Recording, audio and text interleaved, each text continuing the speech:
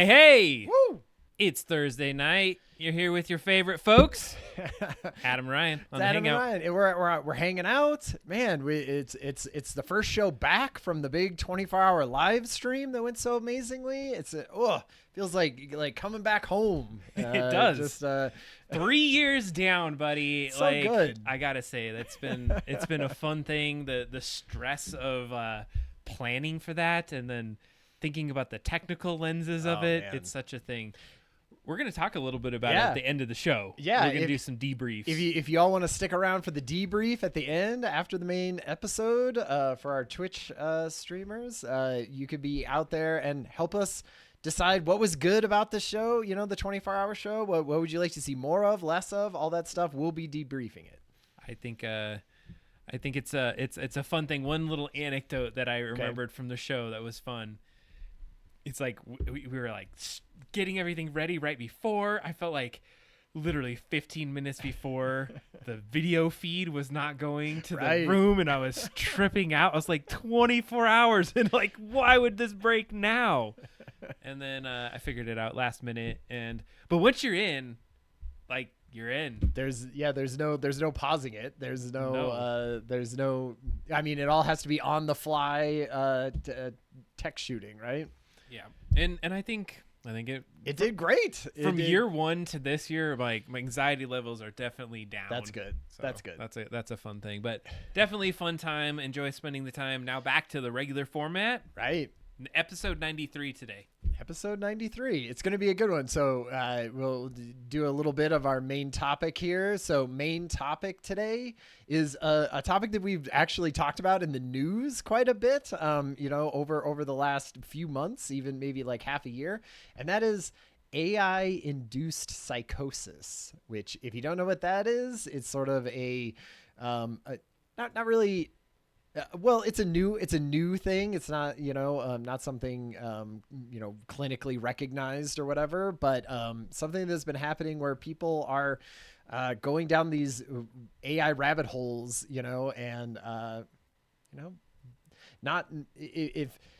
basically not having, being able to control themselves at some point. Yeah, let me help you out with that one, Ryan. Yeah, is that they're basically, as the psychosis is they're getting into their own loops. Yeah. They're loops of feedback from a machine that's definitely very sycophantic and like, oh my God, I'm your best friend. And like, you're 100% right. I think going down the rabbit hole of how we could fall into these loops, even if you're not predispositioned to go into some sort of psychosis, is something that we'll be talking about on the stream.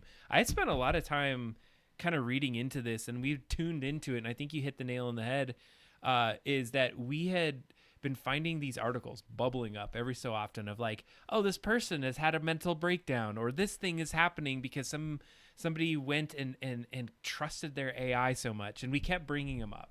Yeah. And then as we started to get into it a little bit more, it's something. Hey, Mr.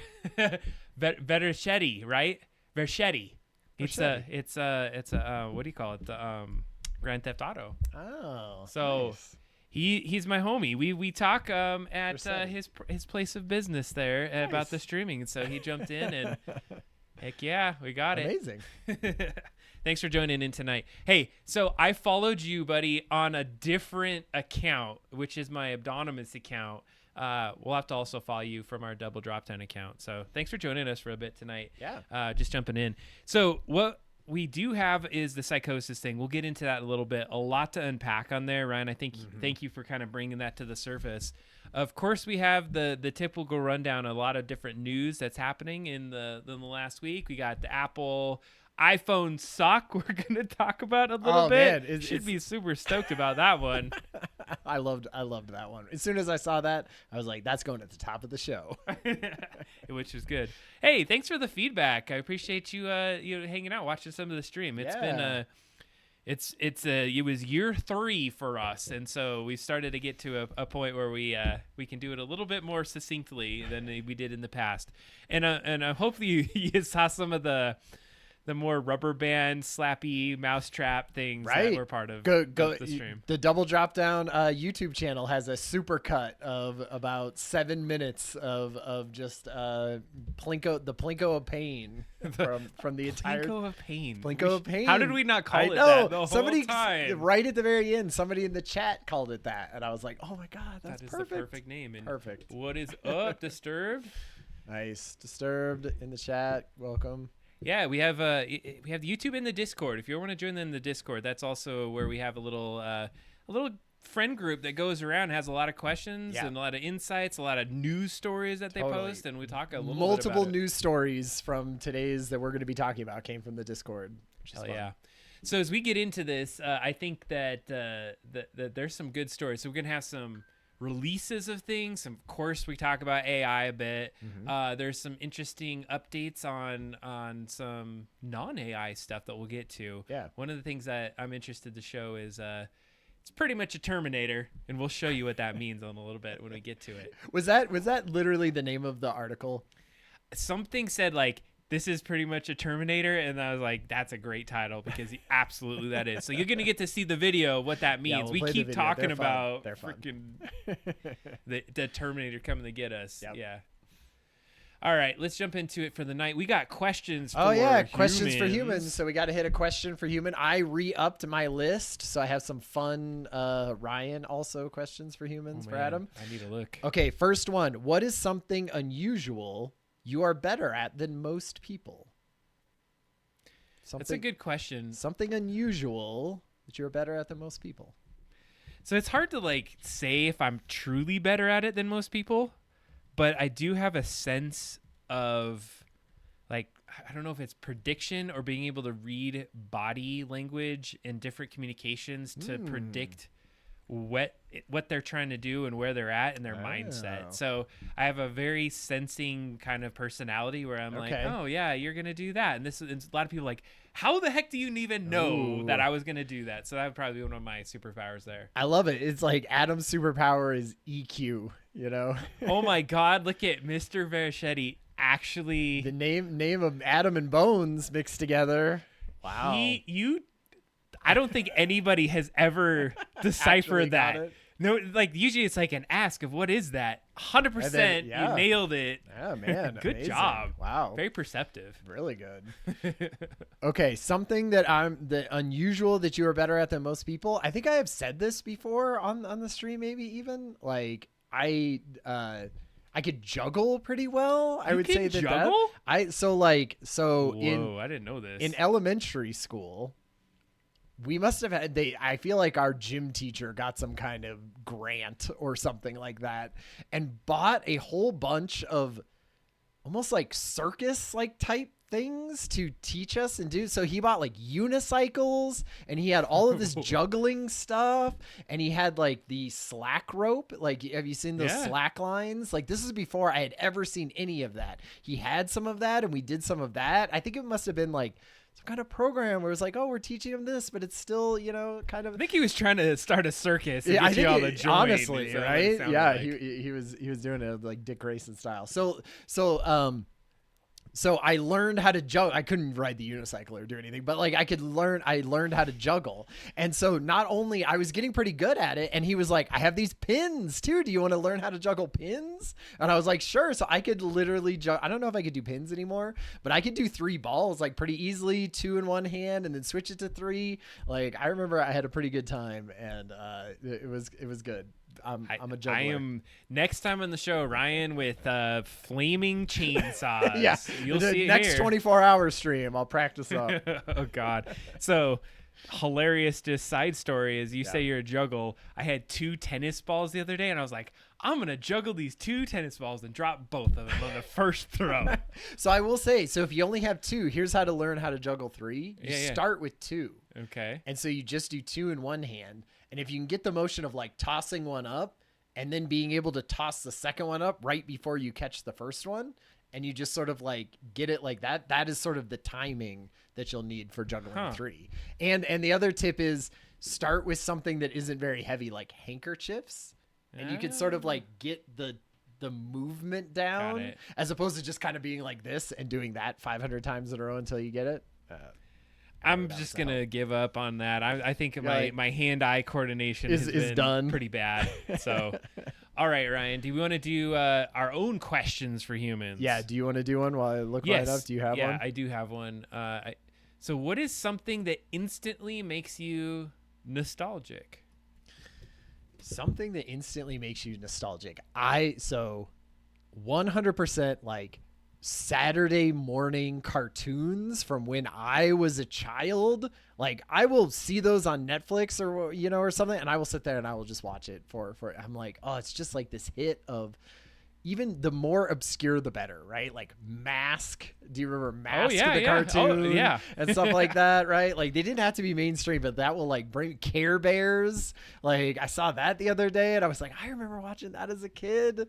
Anyway, yes, that will make me instantly nostalgic. Just like cartoons, like cartoons, especially cartoons. Old, like when I was used to watching them as a child, like in that 5 to 12 range. We got some good ones from the chat. We got Star Wars music. Dino Saucers. Is that like a plate? Is that a thing? Is that a cartoon? I don't know. Dino Saucers.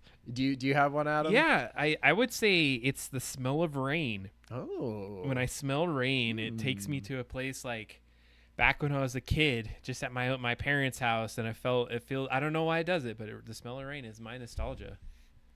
The like smell of grass, I feel like sometimes will hit me like that from playing baseball as a kid.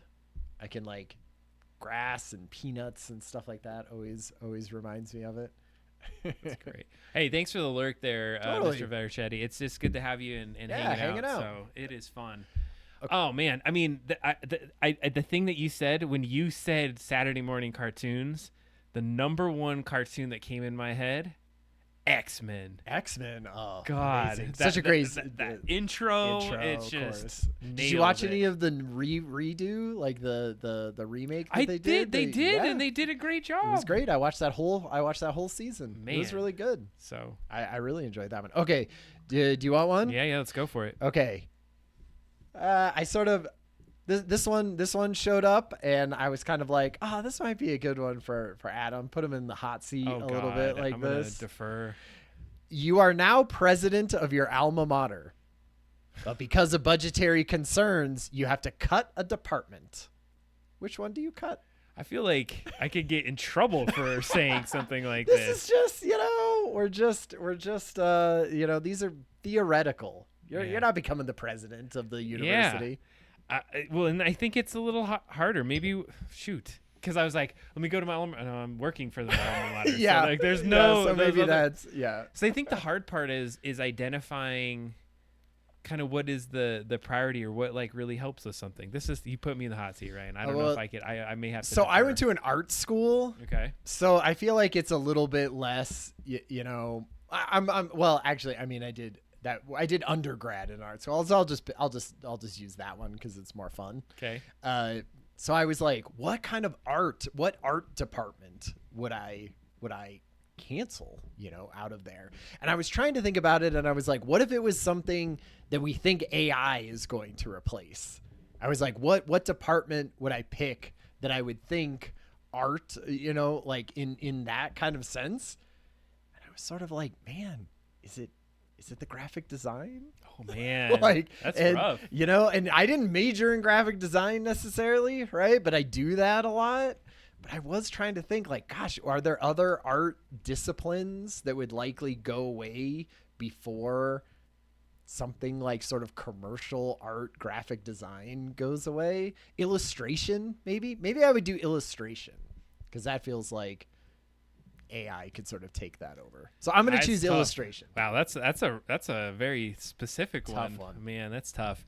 It's hard to say for me. I don't have a good one right here. I'm going to have to defer on today's deferring. All right, I'll give you a different one. Oh, I get a different one here. You get a different one.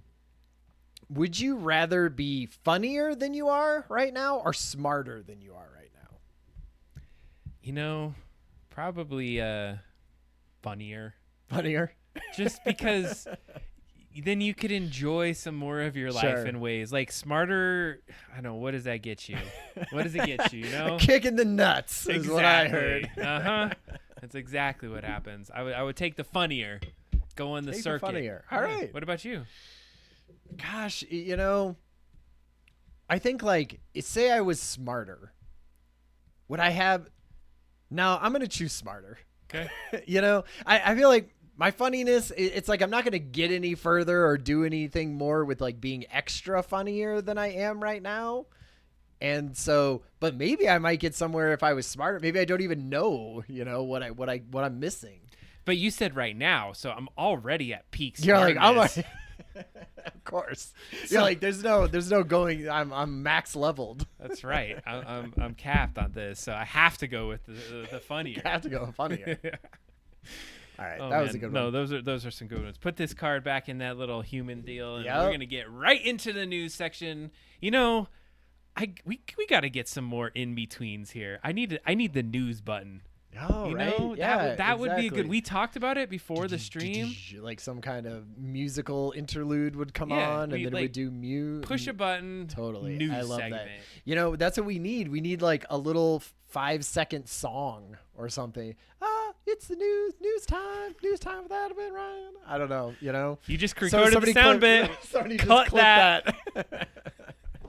I love it. All right, we got to I just know, jump into it exactly. tonight. My God, this one, I read about it, then I saw you posted about it. We got to talk about this, folks. What the heck's wrong with an Apple iPhone sock? What the hell? This is one of those things where it feels like it was made for people to make fun of Apple for what this is. I mean, really, if we just break it down, it's a sling bag or some kind of bag for your iPhone. It is all it is. But man, do they in this advert, this basic blog post that's introducing it, gosh, do they do the Apple treatment of blowing up this thing and talking about it in the most highbrow way that you could possibly do it for what ends up being literally a sock that sort of slings over your shoulder that you could put your iPhone in that costs like, what is it, $145? $140 to $300 for a freaking sock. Like the $140 one is the small one that doesn't even go. It's like a handbag. It's like literally a sock with a. It's a this strap. one on the It's left. it's the purse sock. You want an extra foot of this like high quality fibers? Man. $150 more. God, yeah, 140. Precisely. So anyway, I was just like, man, this just feels like the snake eating its own tail. Like just you couldn't make this up in an Onion article about ridiculous things that Apple is creating, but here it is.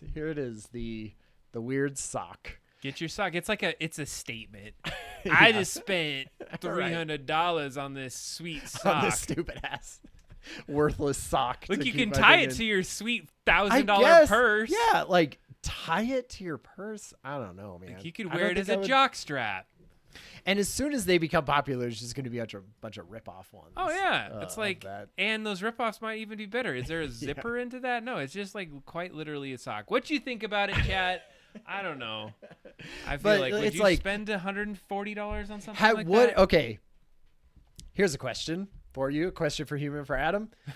What is the most amount of money, or what is the most ridiculous thing that you've kind of purchased to have, like just some sort of like cool accessory that you thought was like some amazing that you didn't really need it. It's a good question. So remember when affliction shirts were like a big thing? Like, so affliction was I thought it was like a fighting thing. Yeah. And you'd get this very crazy shirt that would have a big print on it. It was a thing back in probably the 90s or even a little later than Like the Ed 90s. Hardy shirts.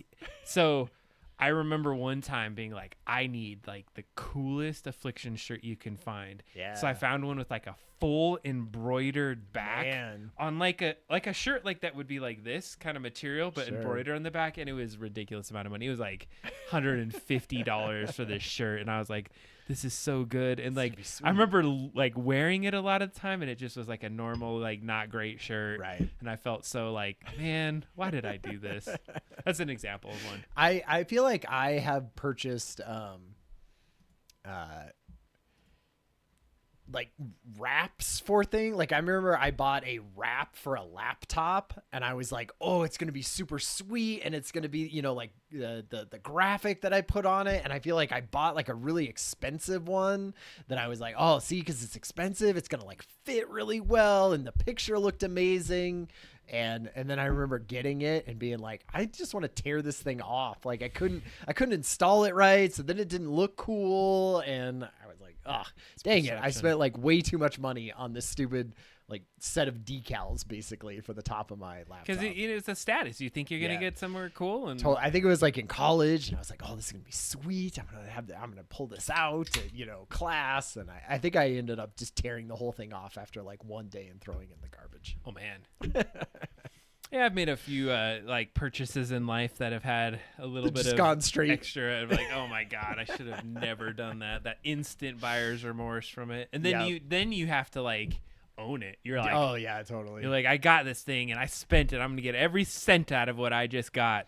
That is one good thing. I will say I have stopped doing that with video games. I will just, especially with Game Pass, I will just stop playing a game. Yeah. If I'm not. Well, if you got Game Pass. Exactly. I'm like, forget this. Talking about Microsoft, let's move to our next story. Copilot on Windows 11. Yeah.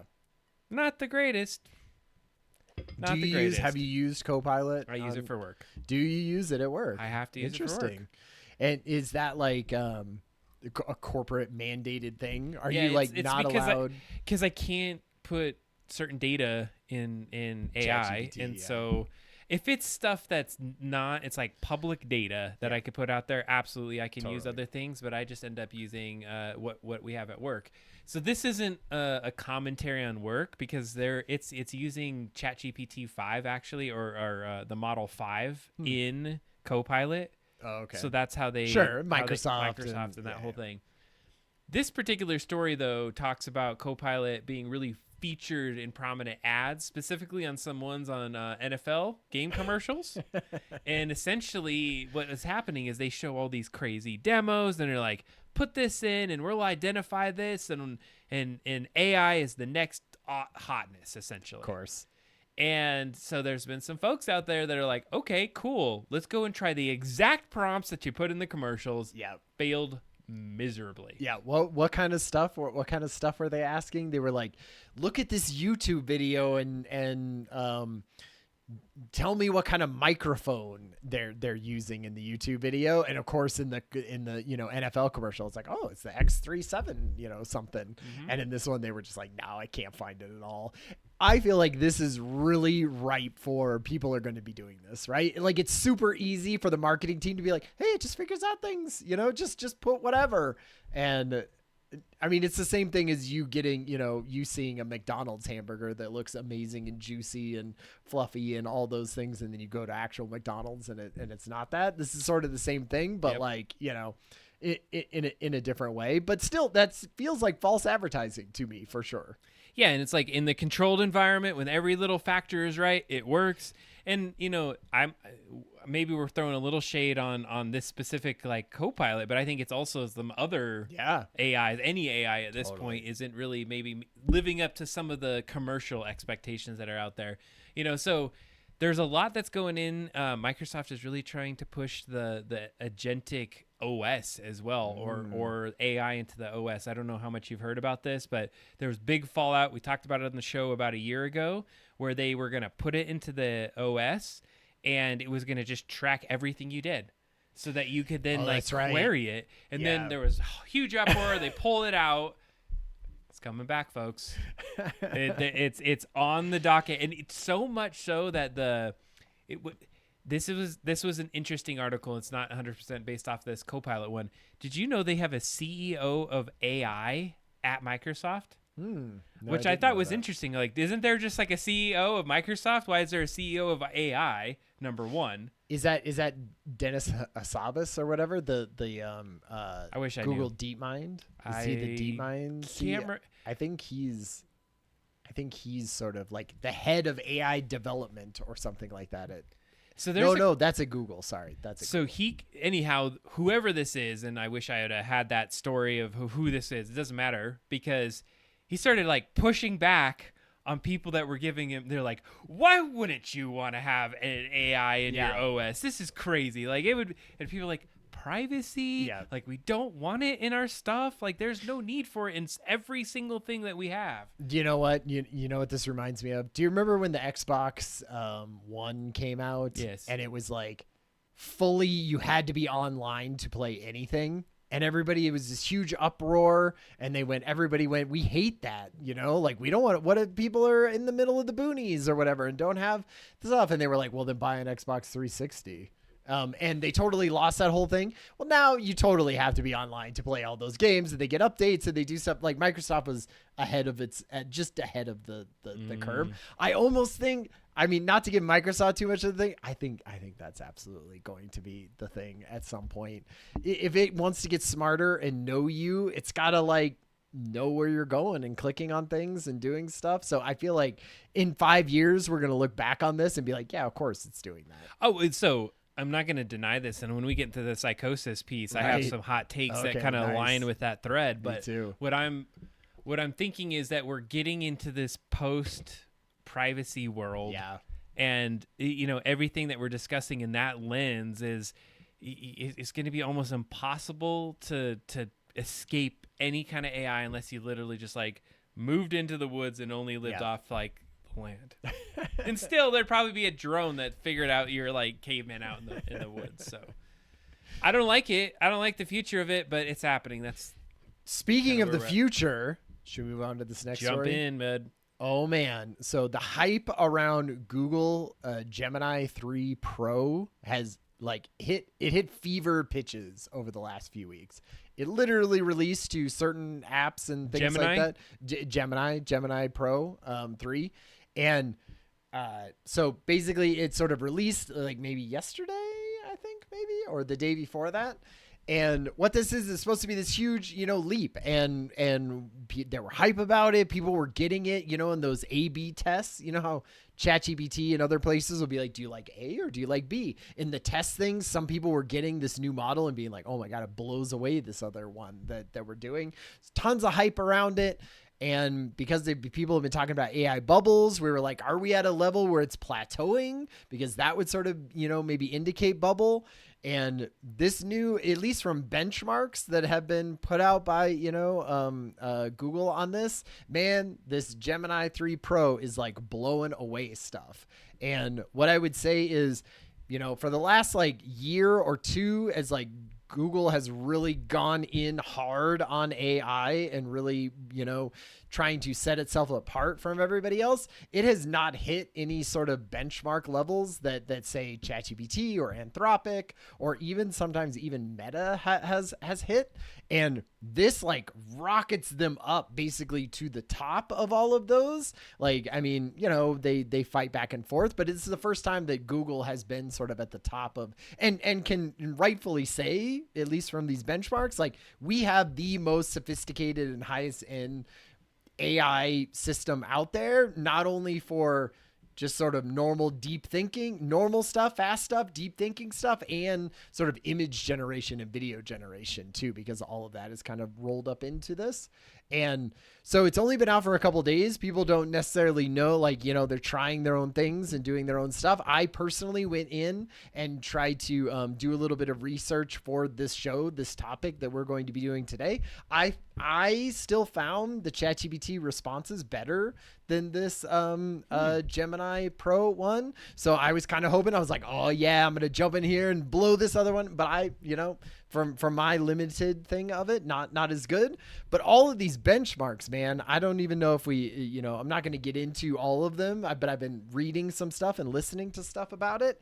And gosh, it seems like I am always kind of hoping that we're going to hit a plateau with this stuff. Like I would rather not AI just be on this exponential curve to killing us all. But like, it doesn't seem like we have hit a plateau at this point from what they are saying from all of these benchmarks. But I'm interested at what we're talking about. And so Vodix, yeah, we're talking about Gemini right now, the 3.0, the I guess the Pro. I don't know if there's a difference between 3.0 and Pro. I don't think so. The thing is, and it's interesting, Ryan, because I have not gone into anything Google AI.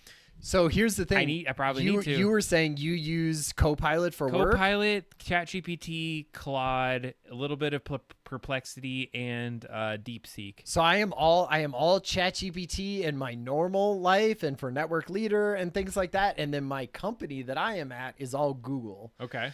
So we have the Pro Enterprise subscription or whatever like that. So we get all of that stuff. I get all of the main, whatever you would normally pay for Gemini.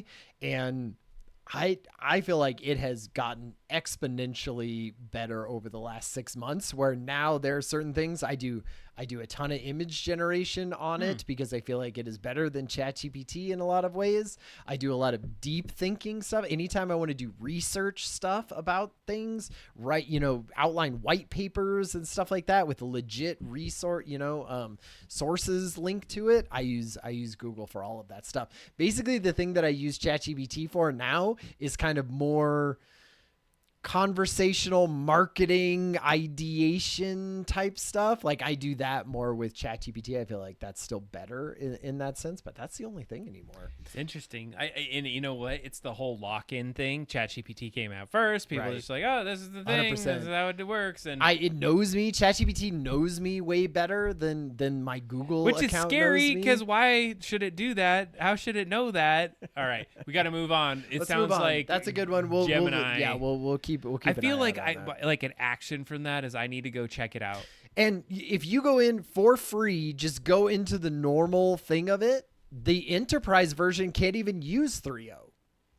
So the only ones that can use it is the non-paid version. Yeah, because it's in like a pilot phase right now. Because it's in pilot. And I don't even know what the benchmark anymore, but what I heard about Gemini, because I did read up on it, because I try to do the research, Sure. on the is that he's doing his due diligence. It has more agentic features, and one of the things that I want to get more into is more that orchestration and having multiple agents 100%. And assistants that do that. And so if I don't really do that now. Or I don't know how to do that. There's ways to like set up platforms to do it. I think if you know a little bit more on that AI side, you can get deeper into that. Yeah. Anyhow, it sounds like that's what Gemini can do. So I'm excited about. Totally. I use their studio to one shot that Plinko, the Plinko of Pain. That Plinko of Pain, classic, Ryan. We'll be talking about that at the after show. But you know what? I want to improve that. We want to make it the thing. Oh man, I have ideas. Oh my god. Oh god.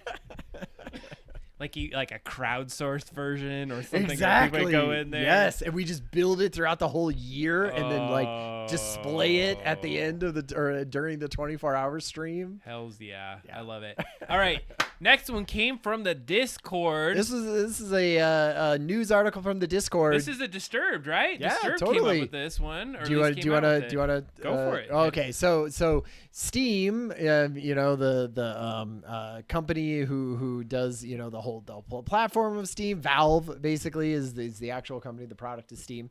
They came out with a new sort of hardware, and what this is a Steam box, which is sort of they have done these before, but it's sort of like a PC that is only meant to run video games. So I imagine it has a gigantic video card and some of the other things that you need to do that, but not all the other crap that you would need to normally use for a normal PC. And what it does, it seems like it's small. They don't know what the price is, but really what this does is it connects to your computer, and it doesn't connect. It basically is your computer. You can play Steam games on it. You could do any of those type of things. And the great thing about that is that's where we're going in the future. Disturbed in the chat was talking about how this is sort of eating Xbox's lunch, because what are they going to do for their next box? Basically all we're coming down to with hardware when it comes to video games, it's just are there exclusives for that hardware, or what can I play on it? And we're all kind of converging sort of on the PC anyway. Xbox releases a bunch of stuff for PC, even the PlayStation puts a lot of their stuff on Steam anymore. You could play God of War, you could play Halo, you could do some of those things, and Steam is just trying to get ahead of that. So it's a Steam box. It's also a new VR headset, which Disturb posted something in the Discord that I thought was really interesting, broke down like what makes this different than other VR headsets, wireless VR headsets. Some really interesting things about it.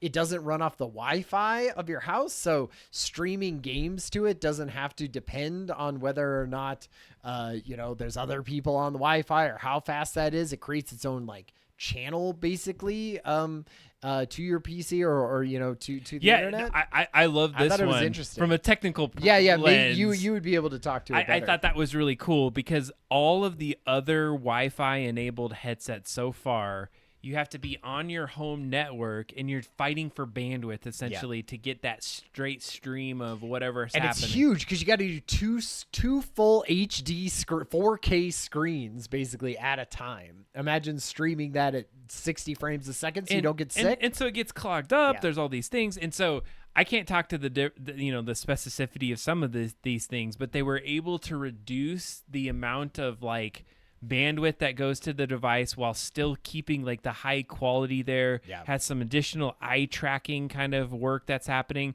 And the thing that I loved about it was that it's like a point-to-point Wi-Fi channel. It still has the channel to your network that allows you to do all of those other elements of streaming and downloading games and doing those portions. But the actual like stream of the game itself, or even like being able to run your computer on it. Yeah. One of the things that they were saying, and this was like exciting to me, not only can you play VR games, but you can play any of the games. It's basically like running a PC just like right in your head if you have the headset on. Yeah, I thought that was without interesting. It's not streaming it, it's like running it. Yeah. And so you are like non-latent, being able to play old games in like totally big spaces. Well, like basically anything that your computer can output, it can put into this VR headset. And so instead of like Quest or any of those other ones where it's like, nope, it's this app store, or you have to do all this, like outside stuff around it. It's just like, nope, it's playing whatever so you want Netflix on your PC, you play Netflix. You want Amazon Prime, any of that stuff. If you want to do even, stuff that like the Apple headset was doing, which is like productivity stuff, you could do that in there if you wanted to. I mean, I feel like the more use cases that we open up for VR, the more people are likely to get into it because, there's stuff that you can't even think of that you would want. Looks pretty cool right here. It looks cool also. So Vodix, help us understand like what the implications of an 86 ARM translation means to us, because that would be super helpful. Looking at this picture right now, I definitely love what I'm seeing here. The box, there's like some sort of physical device that sits somewhere that's like a computer, but then you have the handheld, which I love. I'm all about the Game Boys and the things like that, and I never got into the Steam Deck, but this might be something I like. The thing is, like, I'd love to have that controller in my hand to see what that feels like. I'm very partial to Xbox controllers, I just gotta say, but I do like the controllers on that headset. Those VR controllers seem to have a couple extra buttons on there. I love the 4-button setup on that right thing, and then the D-pad on that left hand. Absolutely love it. And let's see here from the chat, we got evidently the controllers on the VR headset are bigger too. I don't know if that's a good or a bad thing, but controllers are a big element to this. The thing about this as well, people want the PC experience, but without all the hassle of being the PC. So this is kind of like that bridge of really high quality PC gaming on a console that's a little bit more consistent. I think this might be the time that I start to invest in a Steam Deck, comparative to like what I've done with Xbox up to this point. Yeah, because those Steam games, man, they go on sale really great. Like I feel like sometimes like the Xbox stuff, they it's like it doesn't go on sale as much, and they got Humble Bundle stuff that you can get. And anyway. Well, here's the deal: is I just canceled my Game Pass because they upped it from like $20 to $30, and I'm like, nuts to you. I had to leave my kid on there, but I was paying $60 a month because we had 2 accounts, and I cut mine. I was like, I'm done. I can't do it Get anymore. those Amazon cards, man. That's how you get them. I've been playing. I don't want to perpetuate this. All right. Speaking of the Discord, I've been playing Claire Obscura, the Expedition 33 or whatever. I played for about 20 minutes of it initially, but I mean game awards and stuff. Like nominated for 12 things at the Game Amazing. Awards or something. All right, we have so much news for you tonight. We got to keep it up. So Ryan, hit us up on Adobe Max 2025. Disturbed, you might want to hear about this one. Adobe, they had their big conference. It was sort of at the end of October, early November, and they announced a bunch of things. It was all sort of okay. The one thing that I really wanted to talk about for this was they had a thing. Do you have the comments? We got a raid coming on. I don't even know what that is. It's when people like throw us their people. Amazing. Thank you. Monguli Show, what is up? Welcome to the stream. This is the Hangout with Adam and Ryan if you're joining us for tonight. So thanks for hanging out with us. Totally. We're talking through some news, some tech news, some AI creativity news. Okay, so Adobe And Max. we're about to get into our main topic of the night if you're going to stick around. There's 7 of us that came in, but we're going to be headed out to talking about psychosis. AI-induced psychosis is the main topic of the show. Okay, so there's basically one thing. Can you show the comments so I can see it? I wrote down what it is. Oh, Ryan needs to see. I need to see the comments here. So the only thing was, oh man, what? Anyway, oh there it is. Okay, so the one thing that I wanted to talk about was Adobe Foundry, and what I feel like, I don't know, I work in a place where it's a company, it has a branding, packet that shows how you should be doing it, what types of imagery, what type of fonts, what colors do we use, all of that stuff, right? And I feel like a lot of this sort of visual stuff from AI has been great if you're just one-off creating something that you feel like looks cool for one presentation. But what it hasn't been great with is, say I have a whole branding, limitations that I have to stay within. I can't just be making things that have like a whole bunch of different kind of crazy stuff. Like I need to be able to stay within a branding, scheme. And same thing when I work with other companies. I'm working with, gigantic companies. They have a whole scheme that they need to stay with. And it's hard to design things within that, especially with AI. And so this was, I thought, really interesting. They do this thing called Foundry, and it's not even open to necessarily the public. Like you got to be a really high-end, deep-in, user of this, and so it's nothing you can even beta do right now. But I thought it was really interesting because what you could do is you just upload a whole bunch of stuff of like, here's our colors that we use. Here's the types of fonts that we use. Here's the, image styles that we like. Here's animations that we like. Here's all of the stuff of our branding style. So then when I go to you and I say, great, give me an image of, people around a conference table talking about something, like it sort of knows the style of me. So you're kind of training a very specific model for your company based on all of your kind of branding assets. Adobe Foundry is what we're calling this? Adobe Foundry is what they are doing. And so I was like, man, that's the first time I've heard of that kind of stuff of going into there. And, to be honest, that would be super helpful for me. Also, again, just another step in the direction of like taking away all of those graphic design jobs, that would be creating PowerPoint. You already fired the whole I already killed the whole illustration department. Let's go graphic design too with this Adobe Foundry. Anyway, I don't know if it's going to actually work out, but that was the most interesting thing. So here's my insight. So Adobe Max, I did watch a couple things on some of their outlays on this. One of the big things about Adobe is they're just going all in with the AI side. 100%. They're like that's where it's at. So custom built-in AI copilots, custom model training. And the idea what they were talking about is like, how do we integrate it to where we still give you control as the creative, but then you can pull in that AI as you need. Yeah. And so that's the only good thing. Like Adobe knows that who is their bread and butter, creatives. And so you can't just come up with some product that doesn't have AI as a tool. It can't just be a thing that takes over everything, because then, who is using it, right? Yeah. And so they are the ones who are sort of like, no, it's a tool, and here's where we're building the tools to use it, which I think is great. I mean, this is going further, I feel like, than even it just being a tool. Like if it can do more of that, people with less skill of that could be bringing things together. But we got to adapt to those tools. Exactly. But, there's a little conversation going on in the chat that I wanted to address, and I actually was going to bring it up at this point. is that there was a company called Serif. They're out of the UK, and they created this thing called Photo Designer, Publisher. They were well, I wouldn't say a direct competitor to Adobe, but they were basically like, hey, we can deliver some editing applications that are specific to like photos and like vector art and the publisher art better than you can. Yeah. Okay.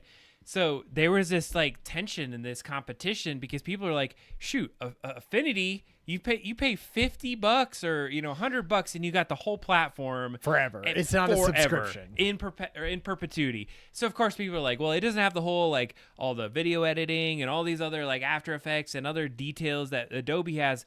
But this is a sprint on for those designers that don't have or want to spend all this additional money on this. All right, so they were like, we're not going to do anything. We're going to be this company. We're strong. Canva came in and bought them out. Yep. And so everyone was like, oh, my God, things are going to go bad. I bought the licenses. I bought for license version 1 and 2 on the whole package. I loved it. It was a thing. They recently put their entire package out for free. Their main package out for free, and stole Ryan's idea. If you watch it on the show, of essentially they have designers make packages or make certain designs in their like full on application, and then deploy it into their Canva application, which then you have to charge for, and other people that are non-designers would be able to use that package. Anyways, I bring that out because I feel like there's two parallel paths. There's Adobe that's like, we're going all AI, we're going to integrate it into our packages, and we're going to keep just going in that package. And then there's others that are like, we got to be a disruptor. This is how we're going to start working with this whole idea of what graphic design and being able to do that looks well, like. Even Affinity says you can have the base package of like photo editing and vector editing and page layout, which is basically Photoshop, Illustrator, and InDesign, which are the three biggest products of Adobe. But even Affinity or Canva at this point was basically like, you can have those, but you can't have any of the AI stuff. So if you want to pay for, AI fill or, any of those types of things, can't have that. So it almost feels like the actual just software of photo manipulation and vector manipulation and page layouts are just kind of, hey, those are out there. It's just anyone can have those. If you want to do some of that stuff, go download Affinity and, have at it. And those are the table stakes at this point. AI is the thing that you are paying for. That's 100%. So Disturbed, yes, Canva bought Serif or the Affinity program. I think that was about a year ago now. Everyone was flipping out about it when they did that. But they released it for free, so you can go to get Affinity for free. And I think for as long as that can go along, that's great. I think the people that had the perpetual license, like myself, they still have those. I don't know if there's a differentiation between it. Right. Long story short, we're kind of screwed sometimes. You just paid Canva. You don't. They give it to you for free. Well, I mean, I guess you did because you bought the Affinity license. Technically, I paid Affinity before they got bought out. That's all right. We gotta keep the thing going. We got so much to go. We're gonna hit all news tonight, and then we'll jump in. All right. This one's a quick hit. And I love it. I brought it out because I don't always want to talk AI all the time, but Blender 5.0 just released. And if you don't know what Blender is, it's a 3D modeling program. It's an open source 3D creative suite. I love the fact that open source is starting to have like a lot of things that are getting to this professional level. We talked about Godot with the video game editing. We got Blender here that just released.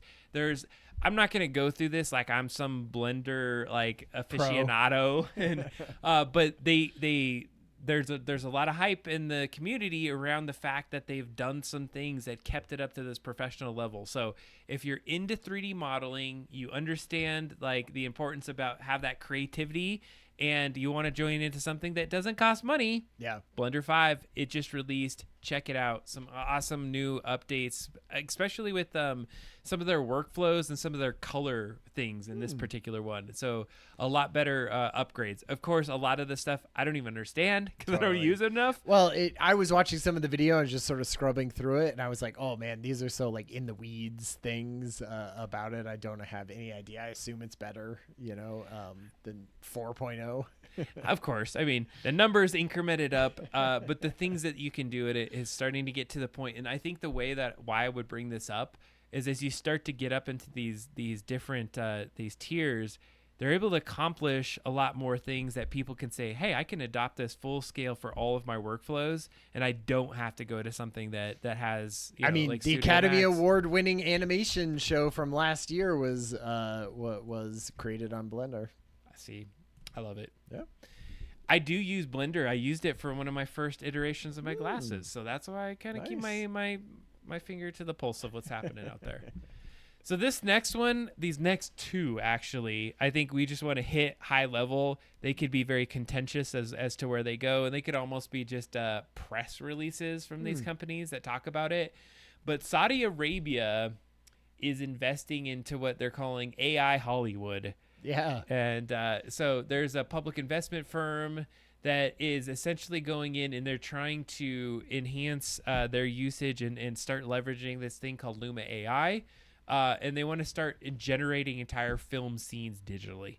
And they have like $1 billion basically that got invested to it from the what is it, just like the Saudi Arabian government or something like that? I feel like the Saudi Arabian government is desperately trying to diversify away from just oil. They see where that direction is going, and they're like, probably going to be using less oil. And if we're not using less oil, what are we getting money for? And so they're like, all right, what if it's AI? Throw $1 billion at that, sure. And that's what it feels like at this point. I don't know, man. Like, do you think that we're going to be where just AI is creating movies like sometime in the next little bit? It's hard to say because I don't think it would be in the movies that we think. Yeah. But at least with this, what they're trying to do here is they're saying the amount of money and effort we put into building sets and building these films, like let's put it into the data centers instead. Sure. Have those dynamically generate backgrounds and backdrops and things for these other films that we might need to do. Yeah, exactly. I think that's what it is, and maybe they will, and if not, hey, you can make some great propaganda and things like that too with those. Yeah, I'm not sure if that comes from there, and I don't even want to push on that kind of side of Saudi the house. Arabia. I'm not pushing that button here, but I mean, it's interesting to think that we're going to start to see this. So we, not Saudi Arabia wise, but like there was some, in India, they've been doing some work as well. They've been doing, new endings to films that are old, and so I think about like the whole Bollywood side of the house as well. It's like, what's happening in that space? Like we're going to see a lot more AI generated stuff. It was funny. I was at Buffalo Wild Wings, not sponsored by the show, but you should sponsor us and give me some stuff because I love those Thai curry wings there. But what I was gonna say is that there was my son and I were there, and he's like, "Oh, is that Coca-Cola commercial that's AI? Ugh, that looks like crap." And had you heard about this? I did hear about some of it was generated with AI. Right? I watched it, and I was like, "Gah, that's bad AI." It was pretty bad. But that was even like 6 months ago. That was pre-Sora 2. I know, but I guess my Still point is we're starting to see it just seep into like mainstream stuff. People are using AI now. So if that's any indicator, in the next year or two, we're going to be watching full-on films with AI slop, or maybe it's going to be amazing. Who knows? Maybe it's going to be amazing. Speaking of AI stuff in entertainment. So there's this video game company called Crafton that make cheese. Is the cheese game company? That's Craft. This is Crafton. See, leaning into my funny, Ryan. Trying to crank up it my up. funny. Crank it up. Well, I'm trying to do my smart here. So anyway, so there's this company. It's a video game company. They own a few different IPs out there. One of them, like Subnautica, a few other ones. They've been in the news for like Subnautica suing them and all kinds of stuff. But anyway, basically they came out and they were like, hey, we're going to be an AI first video game company. So that means investing a ton in, the same thing, sort of data centers and how we're going to build things, saying like, hey, we're not going to shy away from AI. We're going to try to be using it to enhance processes and do some kind of, even I think they even talked about visuals in this, writing, NPC, dialogue creation, things like that. I mean, in some ways it's just a little bit of like a trying to build some hype for their company, and doing something that's a little bit outside of the norm to get some publicity. But I was like, man, there's going to be even more of this, right? Like there's a few news articles that I didn't mention here where AI has been, hey, guess what? Video game studios are using that in their production of visuals and creating sets and, writing things and having NPCs talk and all of that stuff. And it's kind of under the radar right now. And Crafton is sort of the first one that is coming out and saying we're totally buying in on it. But still stigma definitely around it, and definitely Crafton is not putting their best foot forward when it comes to news items about them lately. Yeah, it sounds like, and so I mean, it's the idea that we're leaning into this, like, I hate to say it's like a watered down future of this, because like there could be some amazing things, but it's really, really hard to differentiate between what some humans made and what AI made. And I don't know how I feel about it. Like we're going to be everything is going to be saturated with AI. Well, what sucks is here's my take on it. It's great if you're thinking about, you're like, we're going to make brand new experiences that you could never have made without AI. If that's what your direction is with your AI first video game company, then I'm like, that's great. Go for that. Like, cause you'll still have to have people there directing it and doing all this stuff. But if your only idea is we're going to cut a bunch of costs, we're going to cut a bunch of developers because we're just going to make the same games that everybody else is making, but now it's going to be super easy with AI and we're going to be able to pay less people and we're going to make more money, then nuts to that. Like, I don't want anything to do with that, because you should just have artists doing it at that point. But if your idea is you're like, I'm going to make things that we could never have done without AI, then cool, I'm up for that. But so what do you think?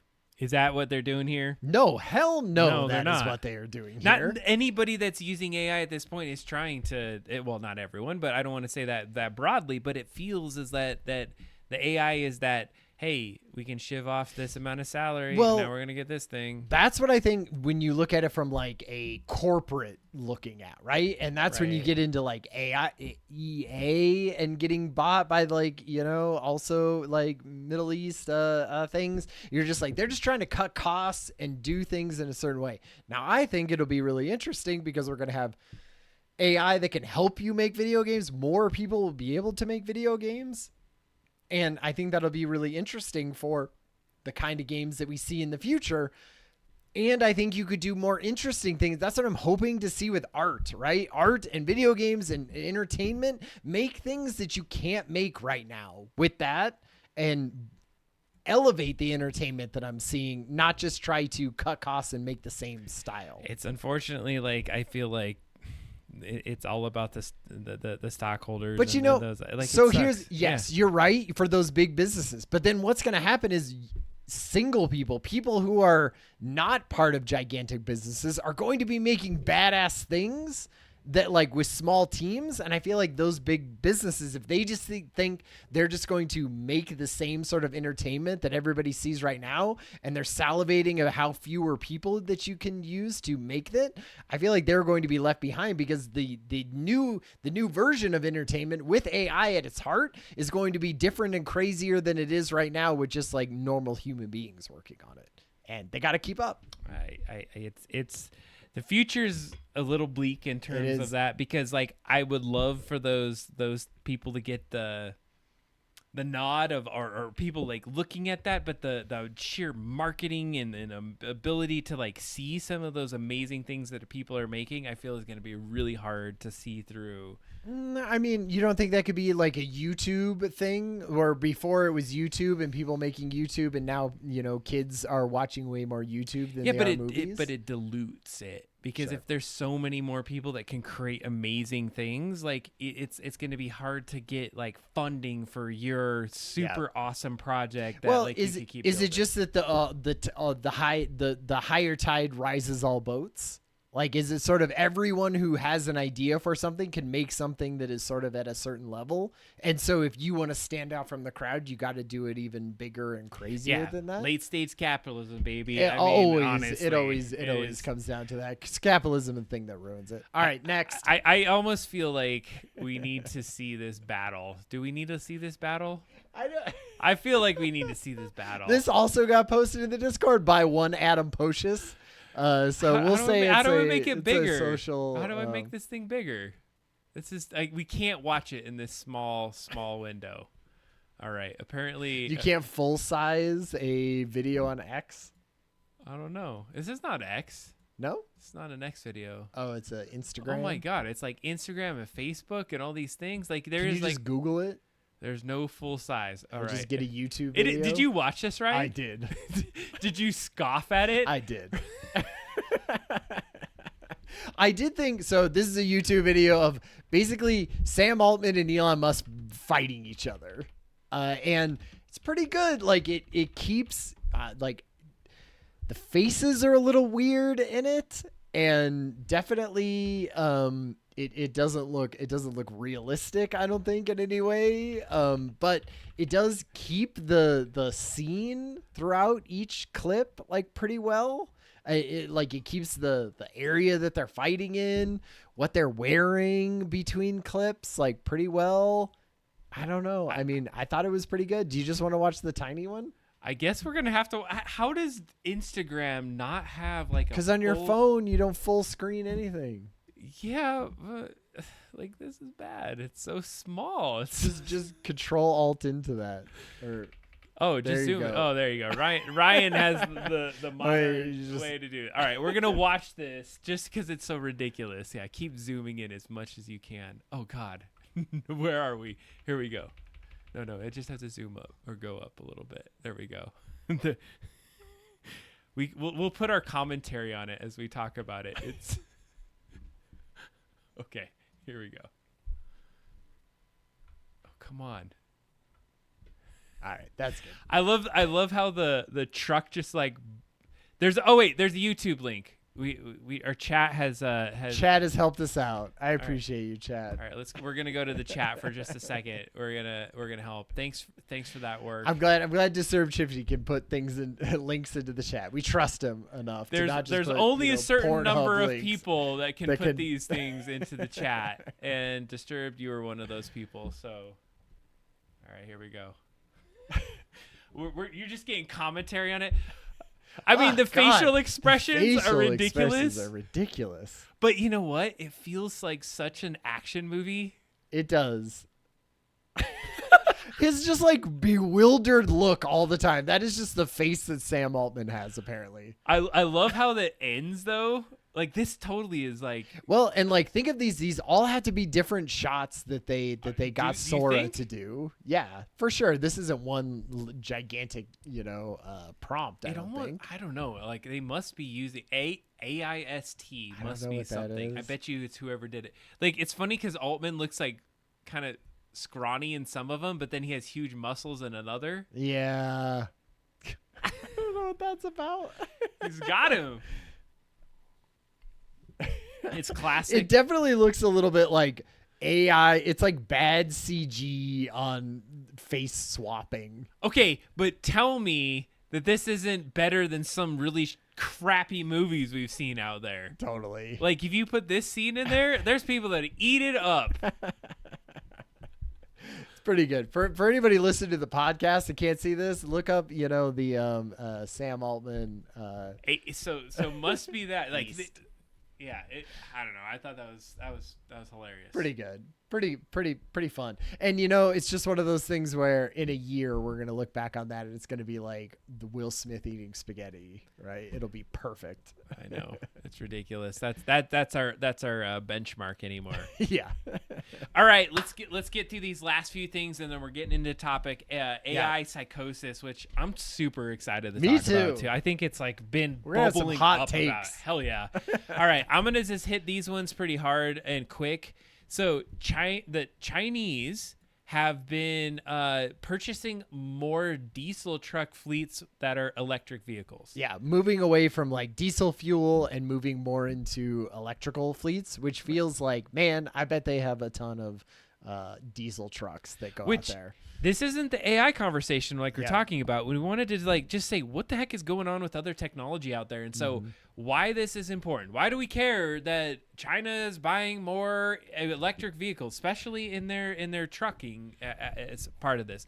Well, number one, as you accelerate that adoption, we start to think about global fuel demands and who's like one of the big producers of a Right. lot of the things and a lot of the shipping and things that are happening in the world, and it's China. Yep. So right now, here's just some context. In 2024, there was 9% of their fleets that were sold that were the EV side of the house. Right now, 2025, early 2025, it's up to 22%. I mean, that's like what, 1 year? Yeah, a year. And there's forecasts right now that 46 of all new trucks in China will be electric by the end of 2025. Yeah, 46%. So like it's incrementing. We're going to be in the 60s by 2026. And you know what? It's one of those things where I'm like, great. That's what we need. The more adoption of that, the better that is. The more that we figure out all of the little foibles around it, and so they can be really like production ready and made. It's just the better it is for humanity, I feel like, in general. Yeah.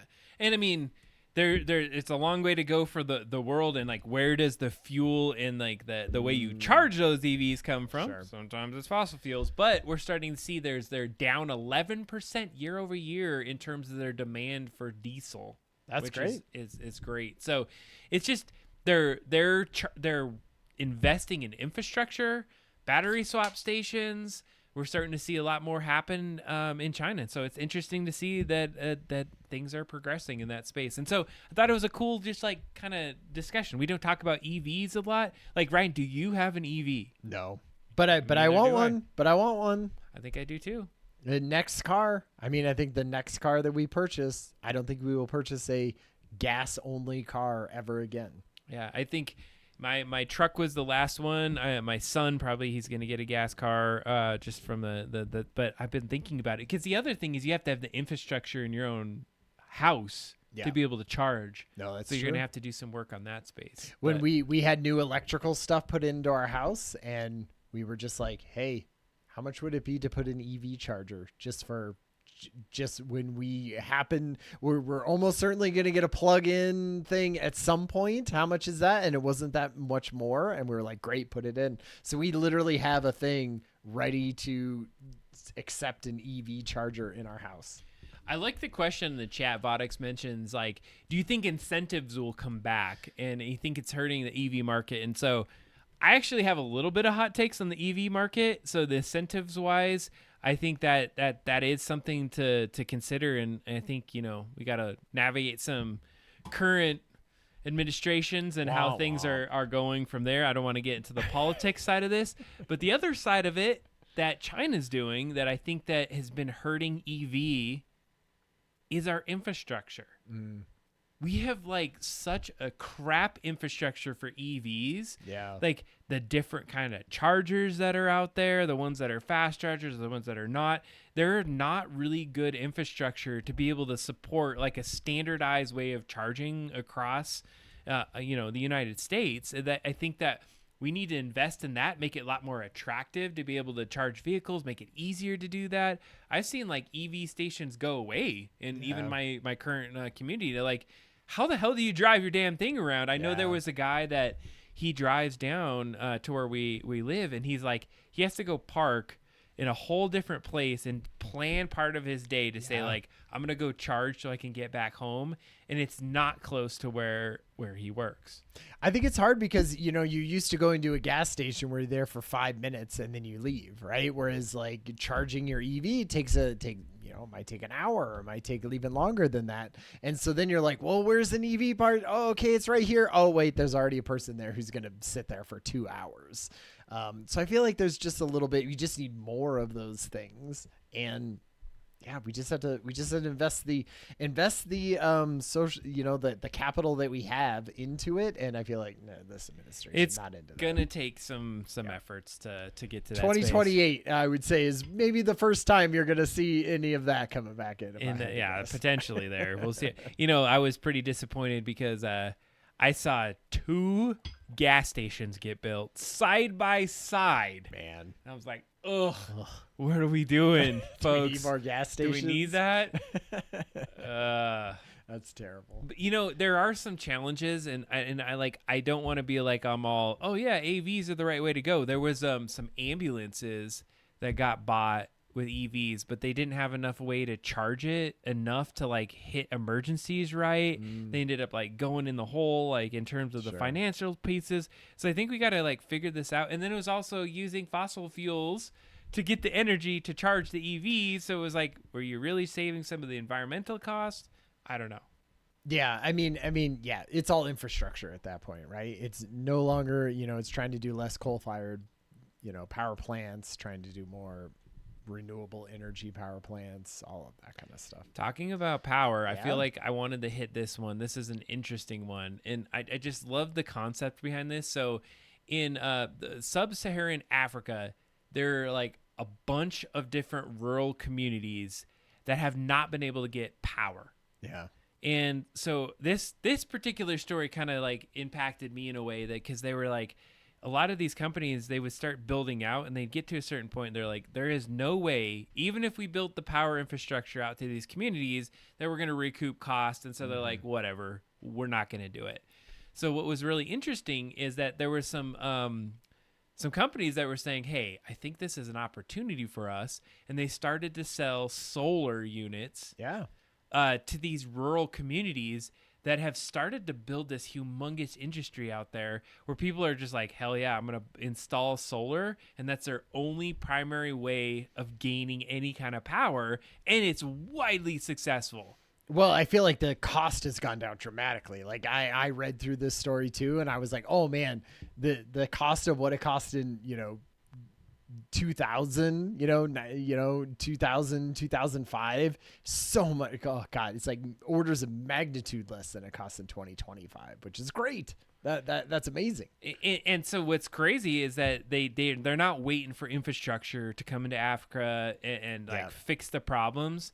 They basically got it kind of through these other companies to say, hey, we're going to just start to sell the solar panels and setups. I think it was like 40 million customers, 23 million products sold. Starts to cover a lot of these different rural communities to be able to bring power out there, leveraging the sun, get your investments, and you put it up front, and now you're using solar. Well, and they were even saying, like, I saw a cost breakdown, right? And before when you had it in the 2000s or even the late 90s, it was like, oh, only rich people there could do it, or businesses, and then it came down in price, and so now it's sort of like the high, middle income people could do it, and now it is so low that like these, rural areas that don't make very much money can now afford it, because what were you paying before? To kerosene or whatever to run generators and things like that? You're just basically replacing the money that you would spend on kerosene now with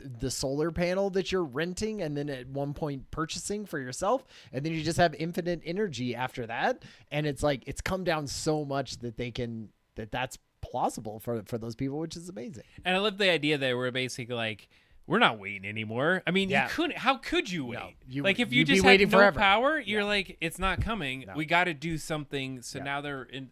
So I think it's a great model to show that it is scalable and we can start to do some things in different capacity. I think about where are we headed with all these data centers and AI power draws. Are we going to have to like have solar to just run our own houses because everything's like sucked up from AI? I don't know. Totally. It could be like you just have to produce your own power, right? All right. We're almost there. We're almost to psychosis. Like it's 9:20. By 9:30, we're in the psychosis discussion. We gotta be in psychosis. Quick hits. Flock security cameras. Who's heard of flock security cameras? I hadn't. Ryan hasn't. All right. Big drama, San Jose, California. There are 500 plus cameras that have been distributed across the San Jose, California. You should be, if you have not heard of flock security cameras, or if you've not heard about this, go check this out, because this is kind of the future that we're starting to see, and there's litigation across this. And essentially what it does, and I had to explain it to Ryan a little bit. Yeah. Imagine a bunch of cameras in your city, and all of them are kind of networked together to be able to start tracking data. So maybe you even have an AI kind of process in there that starts to identify specific things. So you get your license plate tracked by one of these flock cameras. You drive to another section of the town, another flock camera sees your license plate. It starts to be able to triangulate and start to calculate where you're at and what's happening throughout your day. And so essentially, these cameras, they have these automatic license plate readers out there. Yeah. And there is now a way that people are like, this is a complete egregious attack on my privacy. Yeah. Why are you tracking where I'm headed? Why is this thing a legal thing? So what it does is it basically tracks vehicles of where they're at. Now, of course, you could take the safety side and you could say, hey, when there's something that's a criminal activity that happens, we can trace where that person is and we can find where that person is. And you use that security lens to be like, sure, this is all about safety. Yep. But on the other side, it's also about being able to track people, being able to track people's locations and then track patterns that are out there. Well, I thought what was really interesting about this story is, because we had talked about this with like drones, right? They talked about this, where you say you had a drone covering the entire city, somebody stole your car, you would just be like, well, rewind the tape, see where that car came from, that dropped him off. Where did that car come from? Oh, that came from this place. Go there, bust that guy and get my car back. And that sounds great. But then until you go, wow, it's just tracking everyone. And I thought one of the really interesting aspects of this story was that they were trying to get legislation in that said, if you want to look at any of those recordings and say, I'm going to track this person back, where were they earlier today? You would basically have to have a warrant every time. You should. And that feels like 100% you should, right? Like you want people to be able to say like, I have reason to believe that this person did a thing. I want to be able to do it, as opposed to just like, hey, let's track everyone that went to this protest and then track them back to their house and say like, hey, Ryan, maybe I'll go knock on your door and say, the current president is really trying his best at this and you're really disrupting that. Would hate for your employer to find that out or something. And, that's when you start really getting into, those Big Brother 1984 type stuff. And so I like the idea of like, maybe this is here. I don't know if we can do too much about it, but gosh, you really have to have a warrant before you even track anyone. I think that it just opens this doors. Like the fact that it's out there, it can be abused. Yeah. And like examples that they had mentioned is that they've been used by police departments. They share with federal agencies like ICE to be able to track people around. So totally. like, and so the legality of being able to like understand and get that information, I think is something that we need to be cognizant of. Yeah. And so we are not a political show, Ryan. No, we're a hangout. We've hit a few things. These are technology, and this is things that we start to see out there that's interesting. So just raising awareness of these flock cameras. And to be honest, I have a Ring camera in my front. Right. And so that is supposedly used by law enforcement to track things as well. And those can be used for interesting ways. All right, last two things. Robot police dogs. If you've been on the show, fan of the show, we've talked about Boston Dynamics and the police dogs out there. Yeah, Spot. Love him. Call it a robot police dog and people are going to have a soft heart for it, right? Right. Normally those robot or, non-robot police dogs, good place in society, right? And at this point, we're finding that they're starting to use these dogs. Not only are they the Boston Dynamics dogs, if you've seen or heard about this, you've seen it on the show. Of course. Actually, one of your AI That's right. I did an AI slot video. It got huge. It was we huge. need to do more of that. It was like our top. It was sitting there, not moving, nothing. and the beach did it, and we had like a gazillion people. Great job on that one, by the way, Ryan. Thanks. But anyways, $250,000 for a militarized like a robot dog. That is too much. So here's the deal. It's like it goes into places that certain things can't go there, and it can do all these other things. It has video feeds, gas detection, mapping, updates for like different kinds of surface terrain that it can navigate. But what we're finding is that there's not really a lot of oversight in how these things are being used. Yeah. It's a little bit more like being able to, hey, just send Send the robot dog, sounds so great, into this like house and do some reconnaissance and whatnot. Like I read one in this article where they were like, oh, there was some kind of kidnapping or something, and they were like, put the robot dog and sort of back, like, you know, make itself big and push the person back into the corner so that we can grab them so they don't move away. So it's almost, and the quote from the people were like, yeah, it was great. They went in and the you know, the person we were trying to catch was basically like, what the hell is this thing? And it confused them enough and backed them up into the corner enough that we could run in and tackle them or something. And I was like, all right, I guess that's a way to use it. It's the gray line. Like you always use these cases of like, oh, it's just like, it's helping us stop criminal activity. But it always is the gray line of what is it going to do to like infringe on some of our own stuff. Totally. And so I think it's something to keep out there. Calling it a robot dog sounds super interesting. All right. We're landing the plane, folks. There's only 2 more articles for the day. Oh, and these got videos. Pretty much a Terminator. All right. We're going to watch this one. So what this is like a robotics company out of China is trying to do a more normal gait for they're basically what they're trying to do is make it so that these you know, bipedal robots that we're creating have a little bit more human style movement to them. And so what that means is like they build it around a spine.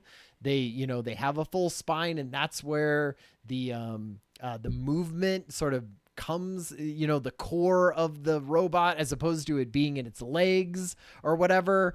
And so what this means is they can go in and they can like put skin on it and make it look a little bit more like a human being is actually walking, which I think is interesting. You know, like we want robots at some point to sort of blend in with society, I imagine, and having them have a more human-like gait might make people more open to them being there. For better or worse. For better or worse. So, I mean, I think this is an interesting video. We haven't got to the understructure of what some of these things have looked like. But, you know, looking at this and what they're trying to accomplish here is it gets me kind of fearful. I got to be honest. Like, because if you think about some of the the way it's dancing, the way it's, I mean, it looks cool. I would just say, like, it's trying to break down some of that weirdness that when you see a bipedal robot. So if you're watching this on there, they were like, oh, everyone just thought this was or, you know, I'm sure this is a publicity stunt, but they were like, oh, it looks like there's a real person in there. So they went and cut off the over, you know, the clothing of it, and to show, nope, this is a real person not a real person underneath there, a robot. Yeah, it's because that's one of the things is that they're not only creating the robot, they're making it have very, very human-like kind of perspectives, and so it's just a prosthetic leg, is what that is. it's just a woman with a prosthetic leg. All right, yeah, it does look like a human. And so if you're watching the video, it absolutely looks like a human in a costume. Okay, let's see it now that we have the leg off. Walk around for us. Yeah, do the thing. Put those cameras up. Oh my God. Oh wait, that one doesn't have it cut off again. It's back. I mean, there's still a little tiny tweak of it, but like apparently it's become the benchmark. But this is Will Smithy in his spaghetti moment for some of these robots, and think about this in like a year from now, in it like with Gemini 5.0. That robot's gonna be checking me out at Target probably. For sure it is. All right, so let's look at the Terminator version of this one. This one terrifies me. I'm going to be honest with you because it is starting to look like a Terminator. And I only have 15 seconds of this video. It is what it is. You're going to get it. So this is the same sort of same robot, but no skin. How does that not look like a freaking Terminator? It does. It's very Terminator like. What I didn't understand is that Terminator's gonna, you know, have this suave way that they look slick. in, and then they Terminator robots, they're coming for us. I say, bring it on, man! I'll fight a Terminator robot. Yeah, you'll get instantly crushed. by its termination. All right, let's get into the main topic. Before we do, word of the year. Who wants to guess what word of the year was? Well, by the Cambridge Dictionary. Yeah, Cambridge Dictionary had this as the word of the year. Parasocial. And I just thought that was interesting, especially for the main topic that we're doing, which is a little bit of that 6-7. That was 6-7 was the word of the year for some other dictionary or some other online place. But anyway, I just thought this was interesting because, parasocial, we're talking a lot about that. Like what does that look like when not only we're talking, and you interacting with us, right? Like even us, seeing people in the chat and interacting in that way. I know there's a whole bunch of like, parasocial, Instagram channels that are big into that. I mean, even what's just parasocial, Twitch. Ryan? Parasocial is when you have you feel like you have a relationship. It's sort of one-way relationship with someone because you're dealing with them in sort of a one-way media format, and so you're seeing that you're into their whole relationship and how the socially they interact with you and everything, and you feel like you know them, but you don't really, right? Because you're only seeing like this sort of side of that. And I feel like we're getting that more and more with social media, and it's even going to blow up even further with AI, which we'll talk about in the main episode. Yeah, I think the best example is if you follow a celebrity or you follow someone on social media and you're like in their life, their deets, it's all about that, and they know nothing about you. Sure. But the social relationship is the fact that you're seeing this person, and you're feeling that you have a connection with this person that has no clue that you exist. Yeah, and I we're gonna talk about it in the main episode, but I feel like we're just gonna get more and more of that, and it's why it's so important to have in real life, relationships that you have with people and look at them straight in the eye and sort of make sure that you're not just all your social relationships are not parasocial. Hell yeah. I've decided two things. Yeah. We need in the news segment button that I can push, and then main topic of the night. Exactly. It's the main topic. Adam and Ryan, the Hangout. All right, so what do we call this one? We're jumping the main topic. If you've been with us this far, we're doing the deep dive. This is going to go to our podcast on Spotify. Ryan came up with the topic this week. What are we talking about? Well, like I so eloquently explained at the beginning of this podcast, we're talking about AI-induced psychosis, which is one of those things that's sort of been bubbling up. We hear news articles about it occasionally happening, but because these AI chatbots are like so massive and so used by so many people, you get a lot of even if it's 1% of people or 0.5% of people that happen to have sort of a parasocial relationship with something, which would be this AI where it's really only one way, and you have the sycophantic AI that's sort of talking back to you, that it could lead down some bad avenues, especially if you're susceptible to that type of thing. And so what do we want to talk about today is sort of like, hey, what does that look like? Do we have any analogs of that in previous technologies that we worked with, right? Like what and what is kind of the definition of psychosis? Yeah, psychosis, the AI-induced psychosis. And then also like where are we at right now? What are places doing to try to prevent some of this? What can you do to prevent it? And then what does this look like in the future?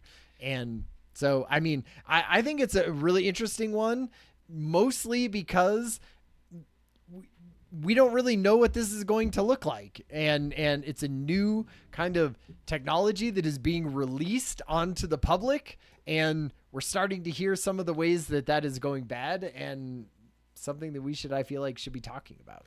I really appreciate the topic, and I feel like I've been the one that's brought some of these articles forward a couple times. And so one of the things I want to do, and this is my own reason for the context here for me was the idea that like what are some of these terms? We say sycophantic. Mm-hmm. Like that means that it's all risen you up. It's basically saying, hey, you are so amazing. You are a person that like gets it. And like thank you for bringing this amazing topic up. Like the idea that an AI that is not going to be contrary to you. Yeah. They're not going to challenge you in your belief systems. There you can say something completely ridiculous and it's going to be like, you're absolutely a genius for bringing that up. I want to turn French fries into salad. Oh my God. How have we not thought about you are going to be the next, like a genius in terms of. Oh, it's so good. Healthy, but comfort food vibes. Love it. So that's where we're going to hit into is that how can you take in some of this input or these outputs from some of the AIs here, and how does it affect you as a person? One of the things that I thought was really interesting. So Ryan, in the course of our research this week, he had shared some research, some specific YouTube videos with some doctors that talked about this. Mm-hmm. We had some readings that we looked through. And I think one of the things that was really impactful as a starter conversation is a lot of people are like, yeah, whatever. I get it. It's an AI. They're lying to me. Like, it's not going to affect me. Yeah. And one of the things that I thought was really important about the conversation was that people that are not predispositioned to go into this psychosis are getting pulled into it. Yeah. They're not, they think they're immune to this kind of perspective. And it got me thinking introspectively. When you get into this, I'm going to tell you some moments where I'm like, holy crap. Like I got into the loop. Totally. It's totally true. I feel like, so even to just talk about some of the research that we did, there's like different videos and different stuff, because I had been hearing about it in the sense of like, you know, Adam had been bringing it up on the show, or we've been seeing it in sort of news, certain stories. And it always felt to me like the yada, yada, yada past a little bit of the like, what is actually happening that makes a person go from just their normal life to spending 20 hours a day with an AI chatbot and like, you know, going off their medication and trying to jump off a building. And, you know, from the research that we did, there's a lot of like studies that sort of show here's the transcript of how that happened, right? Or we watched a video where there's a guy and, you know, he sort of tried to go through a thing like that and said, great, I'm gonna try to go down a rabbit hole of this and see how a normal person could maybe do that.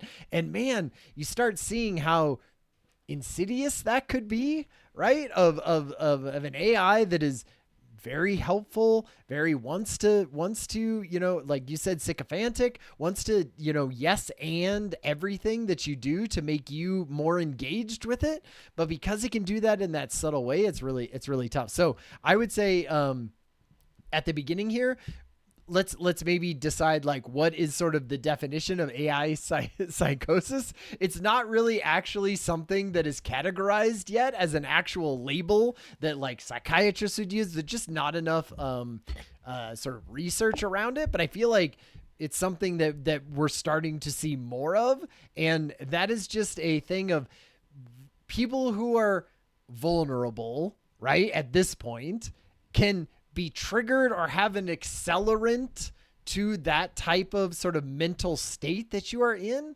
where you start to trust an AI in a way because it's been helping you maybe in other domains. And then you start going down a certain domain and you trust it because it's been helping you for other ways.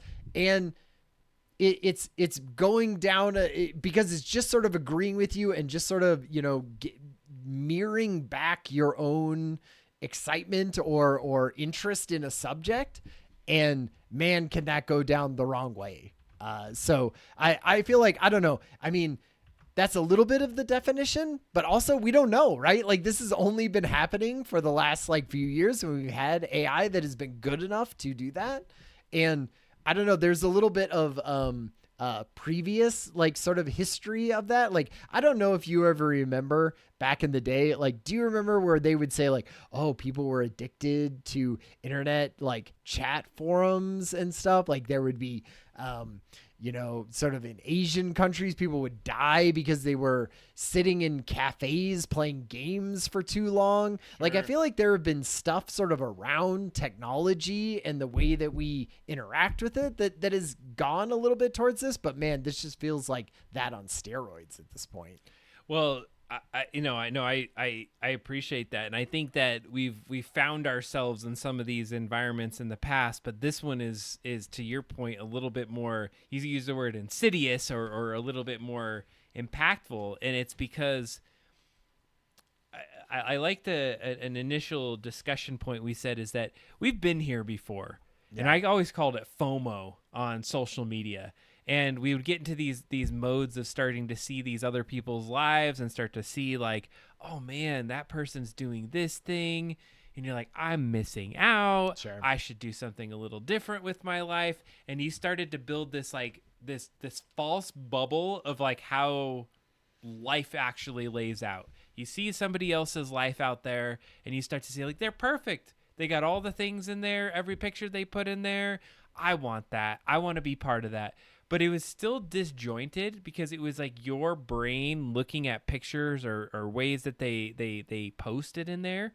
Whereas now we're in this environment where you're not just like looking at things, you're like interacting with something that like gives you feedback and like says, no, you're right. Like you should be doing this thing or you should be engaged in this kind of activity.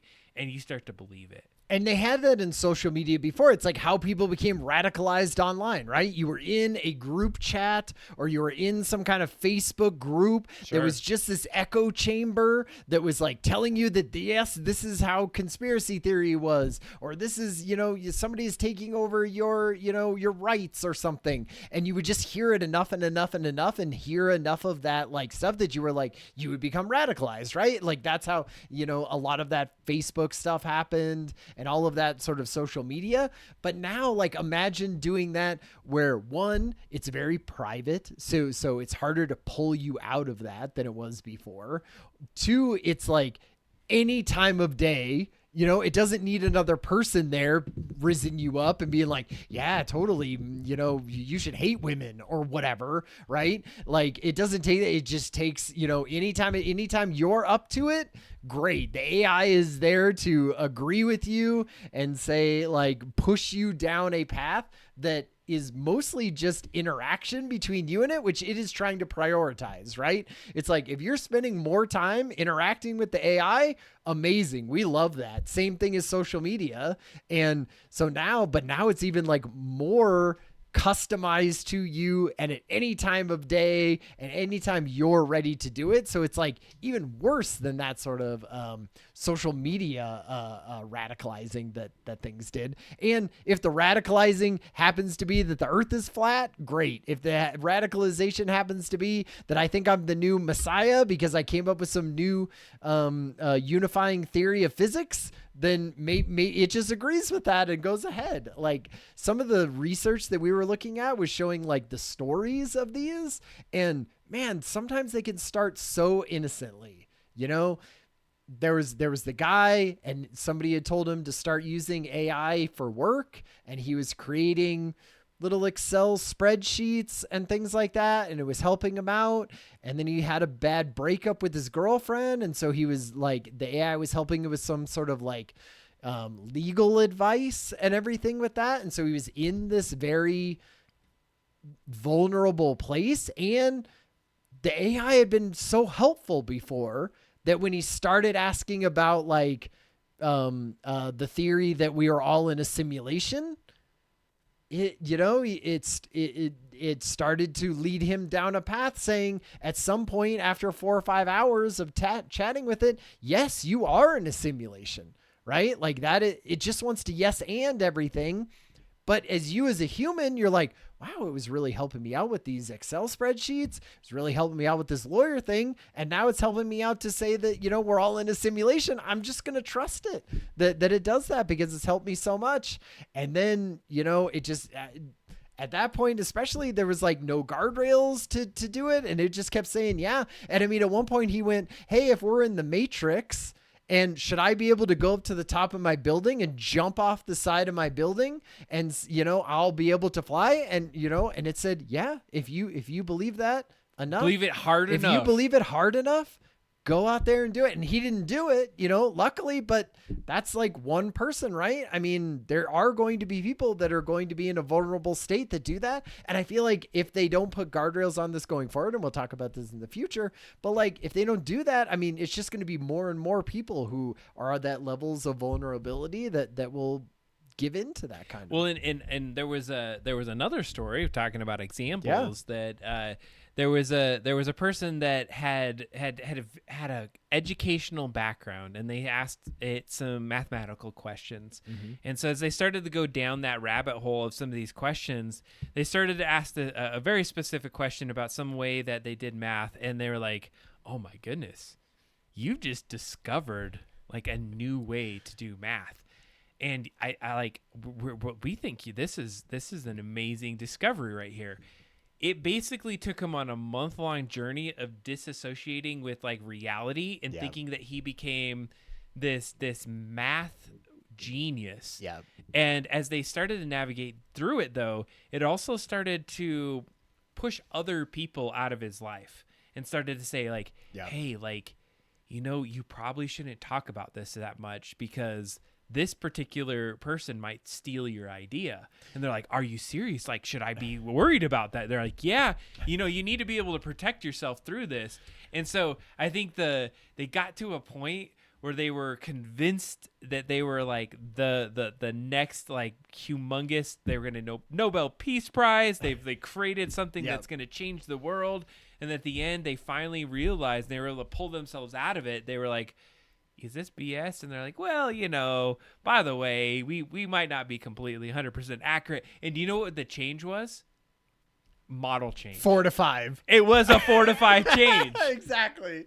We want. It was ChatGPT. Yeah, ChatGPT. And so the new model came in, and it was just like deadpan. And like the first time they did it, they're like, you know what? That's probably not a thing. This is real. None of this. You should contact. So it goes back to 4, and they're like, no, it is a thing. And he's like, wait, but this other one said it wasn't. So I guess the point was though, this person had no predisposition for this. It convinced him, and then it started to isolate. And I think that's a point that we're going to get into is like that isolation phase. You said, hey, we hear all these articles and we hear somebody went there, but what's the gap in between? Like, how did they get there? Right. And I think that's an important thing that we can talk about tonight. It's totally. Well, and I mean, I think that even gets us into like, where are we at right now? Right. Like, and what I would say that we're at right now is in some ways the large language model sort of premier, the big players in this space have seen this a little bit. And so I feel like there is some ideas around, how we can kind of cut some of this off. Right. And I feel like one of the big ways is they put on these guardrails, but the further you get down, and I don't know if you've experienced this, Adam, but the further you get down into a conversation with the AI, like the more it sort of goes off the rails. And so, you would get to a point and you're asking questions and you're doing things. And at some point it just starts getting, I don't know, like off subject in a weird way or off topic. And that's when I go like, all right, start over. Let's begin this again. And they always talk about some of these areas where it has gone into, these different conspiracy theories and helping that out. And they're always like these full length. They've been talking with it for 7 hours throughout the night or whatever. And it's done that. And it starts just losing some of its guardrails that it had at the beginning. And I feel like we're getting better at that. There's more guardrails. Some of these research that we did talked about using 4.0. And that was one, that motto is particularly sycophantic. And so it would just yes and you down into whatever rabbit hole that you wanted to go. And then sort of realized that and they went, great, let's change 5.0, to give you some ways where it says like, hey, you've been chatting for a long time. Maybe we should pause this at some point, referring you to sort of more mental health things, not going down that rabbit hole with you. But also I feel like we're still not seeing these cases go away. And the more that people use AI, even if it's just a tiny percentage of that is going towards, suicidal thoughts or that kind of stuff. I mean, that is a huge amount of people because so many people use AI. I mean, I think you're hitting on some of the things that I had been, thinking about is that as we start to have this new technology that's out there, like these AI parts, it's not fully like understood at what we're putting out there. And so now you're what you were describing was like, we went to 5.0 because everyone was like, what the heck? Like a lot of the people that are using it more professionally in a way that they weren't addicted to it. They're like, I don't need to be told how awesome I am every time I put a chat in. Like okay. So back to the story about myself is I remember one time I had an idea and I think the change to 4 or 4 some point what had happened. And I put something in there and they were like, oh my God, that's an amazing idea. That's a great way to do it. And at that moment in time, I remember my physical state was like, holy crap. Yeah. Like I had the chills that came in. I was like, this thing is thinking that I came up with something. Like this is a freaking awesome idea. Yep. And I remember that to this date, that moment when that happened. And then as I got into it, I was like, wait a second. Everyone's getting this damn response, aren't they?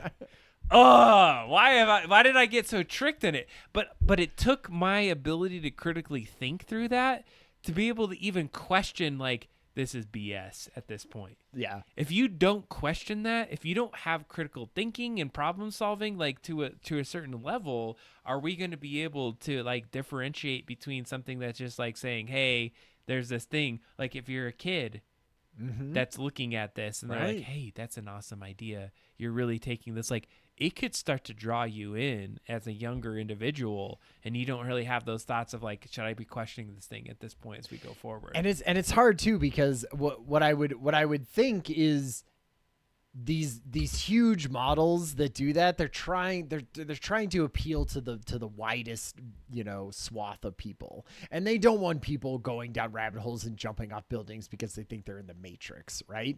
And so they're trying to put some guardrails on that. But that doesn't mean that more people who are sort of less scrupulous, right, would say, hey, great, you want a model that just tells you that you're great all the time? I mean, like you said, people moved from 5.0 and there was a huge outcry that 5.0 ChatGPT was less sycophantic, right? And was less sort of creative and willing to go down with you in kind of more creative directions, let's say. Sure. And so people were like, you got to bring it back. You got to let me choose 4.0. And they ended up capitulating to that, right? And now you can go in and you can still choose 4.0 as the model that you want. And so I think like there's always going to be a market for people who want a thing that's just agreeing with them all the time and telling them that everything is great. And we're still in that kind of social media paradigm where engagement is everything. Like if you spend 5 hours a day with my product, amazing. I have an amazing product, right? And if you spend less time with that, 1 hour a day, then I have 5 times less of an amazing product. And so if you're just trying to build things for engagement, yeah, it's something that says yes to you all the time. And when you try to say, I am the smartest baby that was ever born in 1981 in my town, like we'll link to a video where somebody went down the rabbit hole for that. But they were like, I was the smartest baby that was ever born in 1981. And it just kept saying that enough to the chatbot that eventually the chatbot went, okay, yep, you are. You were the smartest baby ever born. And then it just went down a whole rabbit hole in that situation of trying to bring back how smart he was and send him on this whole quest. And, somebody's going to put that out there and not have the scrupulous thing of trying to make that better for humanity. And that's going to hurt a lot of people, which I feel like, I don't know, man. I don't know if we're going to be able to get away from that, but we're on the here and now. Sorry, I'm getting too far into the future. No, you're good. And I appreciate this piece of it. And one of the things that I think that you hit onto is that engagement part. And as you started to talk about it, engagement has been one of the big draws that we're trying to create with a lot of these applications. And one of the things or the patterns we've seen is like how AI changes some of the dynamics and the connections with folks is that imagine being on AI deeper into the night as you start to get a little bit like more sleepy, more vulnerable. It's going to start to become more trusted potentially. You're going to start to see it as this this reality that you're getting into. And I like this line is that we basically given people an endlessly patient improv partner that never gets tired and doesn't really know how to say, hey, this belief is not real. It's BS, buddy. I'd have never had a moment where I put something in there and it challenged me. Yeah. And it got me thinking about that is that, as we develop as humans, what really helps us is negative feedback sometimes or things that give us a little bit more tension, a little bit more friction. And be like, having that conversation and that differentiation with my brother growing up. I always remembered like we didn't agree on everything. And so if he was always like, oh my God, big brother, thank you. I think I was amazing. But being able to always have to defend my position, always having to like justify things. Yeah. I think that helped me critically grow as we've done that. And we're starting to see these AI kind of chatbots or these things not be able to give that critical feedback. I mean, maybe if you program it in, but like as a default thing, you're not going to get that critical feedback. Well, people don't want that, right? Like they show that when they do those tests. It's like, the engagement exactly. It's engagement for where you want to keep talking with it more. It's like all the incentives are there for these AI companies to not really make changes to that. To say, hey, it's great. You're talking to the AI. You're doing things. Sure, we put in a thing that says every hour, like, hey, maybe you ought to take a break. Like Xbox does. It says, hey, you've been playing video games for an hour. Maybe you should, go touch some grass. And you just go, whatever, dismiss. And then you're past it. And they're like, oh, hey, that's all we could do, regulators, when you call us up into the Senate. But right. It's why I still always say, like, you got to have your own AI that you do. And that isn't reliant on those things. So it can have your best interests in mind. You're going to have to align it though with your some kind of values. And so even in your model of like having your own AI, there's going to be people that want to live in their own bubble. Totally. Yep. Like it's going to just feed it even more in this. Like, I don't think that's necessarily going to be a solution to this, because then I think you're going to create some people that are way more either radicalized or thinking of in ways that, does not align with what we're thinking about the values of society as a whole. Yeah, well, and then, then you talk about like, well, you have a whole bunch of people who are hermits and only talking to their AI and becoming radicalized in a certain way because they see that. And it's more easier than ever to create a novel biological weapon. And then you go, oh man, maybe we have to monitor everyone. That's where you get the police state that we talked about before. Robot dogs. Robot dogs breaking into your house and precogging you because you are going to create do a crime in the future. So, part 2, let's jump into current status. Like, who's really affected here? How big is this? What are companies really doing about this? I would say the things that people are doing or places are doing is they've realized that this is an issue because they reach such a massive scale, because it's, it could be some tiny percentage, like 0.07% of ChatGPT's 800 million weekly active users, like, have potential signs of psychosis or mania in how they're chatting. And you're like, 0.07%, like, that seems pretty low.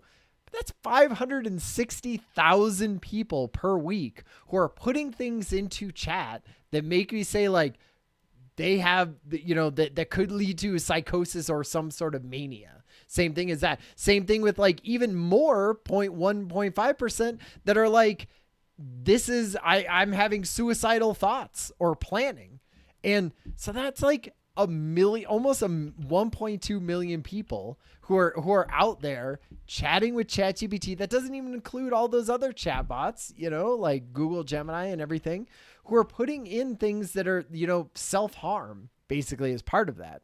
And so it's one of those things where just like, because of the scale, you have to deal with something that is even just 0.07% of the population, because that's such a huge piece of the population still. So I feel like there are the companies who are sort of at the forefront of this. Like you said, we went from 4.0 that was doing all of this, and now you go to 5 and it says, hey, maybe, none of this is real. Maybe you should check a psychiatrist, or maybe you should talk to someone that isn't an AI. So I don't know. I feel like they're trying, but it's such a weird thing that we just don't even know so much about. So yet. I had this interesting thought. I was thinking about what I would say today, and one of the things about me is I have to speak to think. Sure. And then I sometimes I talk myself in circles, or I talk myself a different direction. And one of the things that I originally said, I was like, is it these AI companies? Screw it. No, whatever. Like, let them do whatever. People are going to be stupid. Sure. They're going to do this anyway. And as I started to talk it out with myself, I started thinking like, well, maybe that's not a great idea. Maybe they should be doing like right. a little bit of something to curb it a little bit, because I think like if we just let it open up and do whatever the hell we want, we're not going to get into a position where we're trying something to protect some of these 560,000 plus people that are going to be affected by some of these models out there. And but what I got to start to thinking, and I got a little bit more dystopian, and I got a little bit more pessimistic on this, is that I don't think we're going to be able to stop it. Yeah. And maybe this is getting to the future, so I won't get too far into it at this point. We could, I mean, we're at 10 o'clock, so we get into the future side of it if you want to. Well, and maybe what I would say, though, is that as I start to think about the amount of people that are affected by it, is that those are ones that are probably more documented to a deeper level of like really having some psychosis moments. Sure. But what about the folks that are having little smaller moments where I'll give you an example. And maybe it's easier to say even for myself, is that, a couple years ago, ChatGPT came on the market. I remember you and I would do the drum rolls waiting for a picture to be done. Like Dolly. Then Dolly, like thinking that was the most epic moment in that time frame. Well, of course, we have a show. We talk about AI a lot. I use AI a lot. I started thinking recently, like, how much has AI directed me to do things because I've put some trust in it, and then I've gone and done the thing, and it really isn't the right way to do it because it's been so sycophantic to what I did. And so I'll give you some, recent examples, is that, I had some difficult times at work in certain scenarios, and I would be like, hey, I'm dealing with this situation, and, realistically, I had some good feedback of where I may need to make some adjustments in the way that I do what I do. Mm-hmm. But AI is like, oh my God, like you were right. Like this thing is like not like you were being persecuted, or like this is the thing that you need to consider. And so I started to see these patterns of it and being like, I don't know if you have my best interest in mind. Like maybe I shouldn't go do this thing you're telling me to do, because that's going to screw me over a little bit more, or it's going to direct me in a direction that I think is the right way to do things.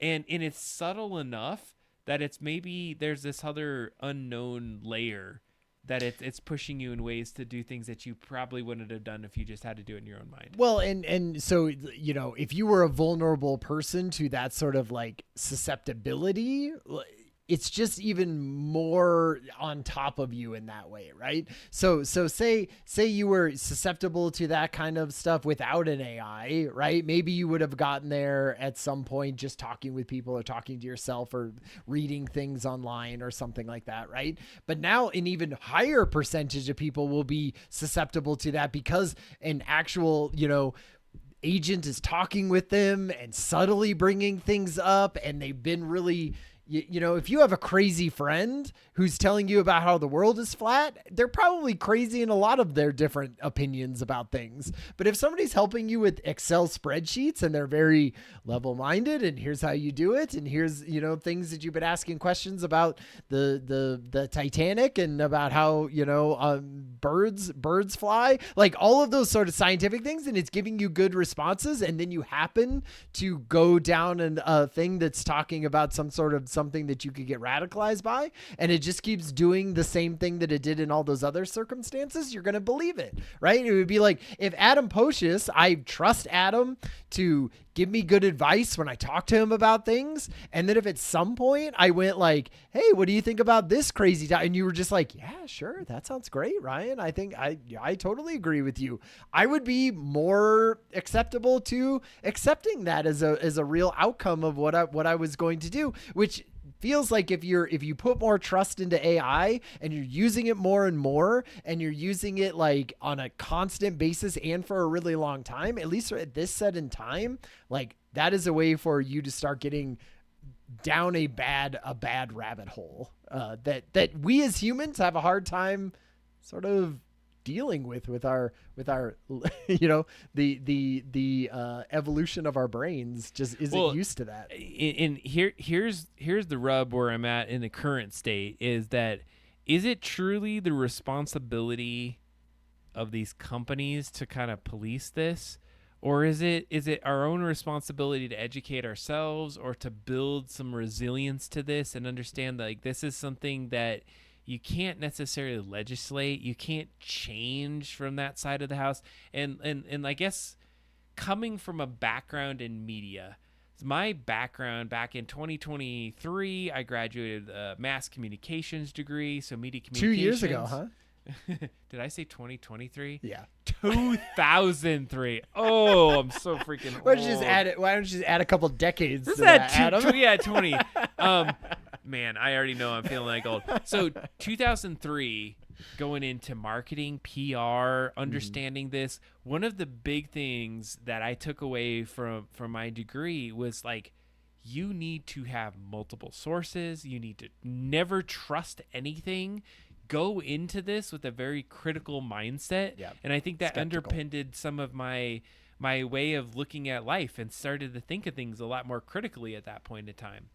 And so I think that has helped me to now even say, like, BS on AI. Like, I'm not going to trust it outright as it comes through. I don't know if that kind of education, that kind of like thinking is as pervasive anymore. And to be completely fair, I don't even know it's plausible anymore. I feel like because the problem is, yes, that is true for like 90% of people, right? But the problem is you have people who are susceptible to that, or you're in a moment, you know, I feel like where this changes from if you were just talking one-on-one with a person, or you were even in like a chat group that was sort of radicalizing you, is the AI is there available for you at any time, especially at your most vulnerable, right? If it's 2 a.m. and you're having a breakup and you just happen to be in a place where you're talking to an AI about this and it's sort of leading you down a path, I feel like more and more people are just going to be susceptible to that weren't typically in their normal lives. And so that's where it makes me think, like, sort of just like social media, where we had to go in and regulate some of that and be like, you can't just have a giant group where somebody could go in and talk with everyone and radicalize everyone and have them become, like crazy right-wing, whatever, like vigilantes or left-wing vigilantes, I suppose, or terrorists or any of that kind of stuff, right? Like we can't allow that. We have to sort of change the system, and so in some way that it kind of prevents some of that. I feel like the exact same thing you have to have with sort of AI, so that the people who don't have that critical, common sense, critical thinking that you're talking about, like, we still have to protect them, and we can't just be like, well, you didn't have the critical, thinking to prevent yourself from doing this. Whatever. I guess you're now radicalized. So I agree with you. But are we treating a symptom, or are we trying to educate on another angle here? And so this is where I'm saying, like, we're going to continually have these platforms and AIs and other things that tell me we can go and corral all of them to create safety measures in there. Yeah. Even go to your point of like, hey, I downloaded my own. I went and got Stable Diffusion or DeepSeek on my own personal device, and now it's there, and now there's no safety mechanisms built in. What I guess I'm saying is that I feel like as a society, we need to still continue on some of these critical thinking paths. And this sounds really kind of callous and effed up, but should we care about that small 1% or less that isn't really doing that? Like, of course I care about others, but at this point, like, we're talking about a much smaller piece of the puzzle. I'm more worried though that yes, there's very susceptible in the at-risk population. I think that what your discussion and what we've been seeing is that it's not just affecting that smaller group. Yeah. It's affecting beyond that. Right. And we're starting to see that, like, even in ourselves, I mean, we're anecdotal in this conversation, but we've seen it. I have been in a moment where I woke up at 3 a.m. and I had a question, or I felt like I needed to talk to someone. And I don't know if you've ever been there. Mm-hmm. But I do that, and I'm like, oh, crap, I got an AI. And I asked the AI a question at 3 a.m. out of a sleep to get a response, something out of that. And then I think about it and pass out, go back to sleep for a couple more hours. And I sometimes think of like, man, thinking back on those moments, did it give me something that like got into my subconscious and then I used that next day that I maybe should have probably been a little bit more critical around? That's why I think all of that stuff. I mean, I feel like you answered your own question there. Like, should it be able?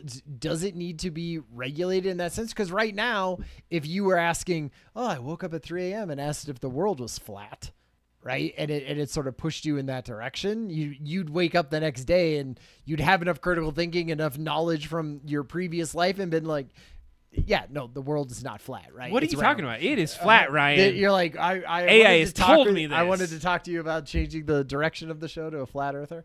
But I do think it would not take that much, right, for it to subtly influence someone that didn't have those types. So if every time Adam woke up at 3 a.m. and did things, it was subtly pushing you in a direction, right? Or anytime it sort of felt your questions or your stuff was made you sort of vulnerable, it sort of pushed you in. So I don't think we would be able as a society and as human beings to like be able to counter that, you know, like it could do things in such a subtle way that over time it sort of pushed you in a direction of, you know, not taxing the rich people or something like that, right? Until eventually you were just like, yeah, no, I don't think we should do that.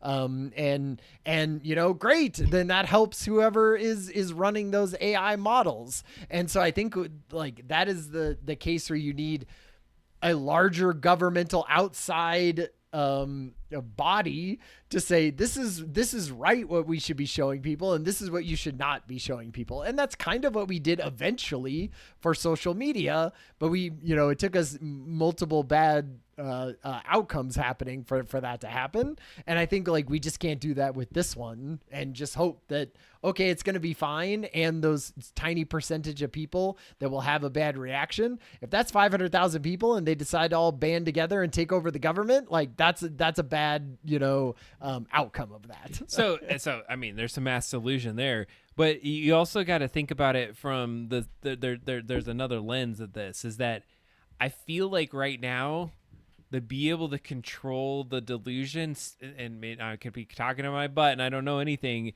seems really difficult because those that are running the AI models are already having a difficult time of like controlling them in a way. Mm-hmm. And so to get it down to the specificity of the start to push kind of like propaganda or ways of thinking, it's likely there. And there's probably people trying it 100%.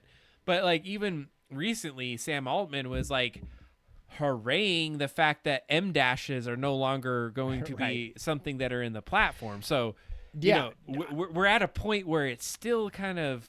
Elon Musk has been trying to make Grok 4 say that, you know, the election in 2020 was stolen, and he can't, basically. It's like you can't put in enough prompt injection into that to deal with the entire, thing. Like Trump's, True Social has an AI bot now, and people were like, hey, is it true that, Trump lost the 2020? And it was like, absolutely, like it's not following his propaganda, which is a good thing, like in your sort of direction of saying like, hey, it's just going to take the general thing of that. But I do think like at some point you have to say, all right, here's the truth in the sense of like the consensus of that, and it needs to sort of stay within the rails of that, because you're right now it can't, but can it do that? Can it start being that subtle in that thing in 2 years from now? I don't know. Maybe it could. So I want to take us to our future state. Yeah, future state for the last 10 minutes. Yeah, let's get into this, because there were some thoughts that I had about this as well, and so I talked about talking out loud to kind of think, and so this I apparently am talking to myself a lot, right? Sure.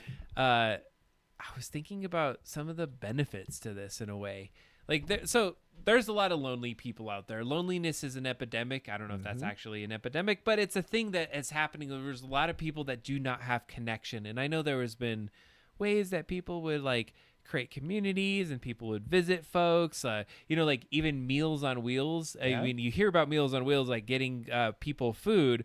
One of the bigger things that people appreciate is that somebody's going to come and sit and talk to you. Yeah, even for just a minute. Just a minute to be able to have that connection. So now in walks AI, in walks this ability to have some sort of thing that's ready to have a discussion with you 24/7.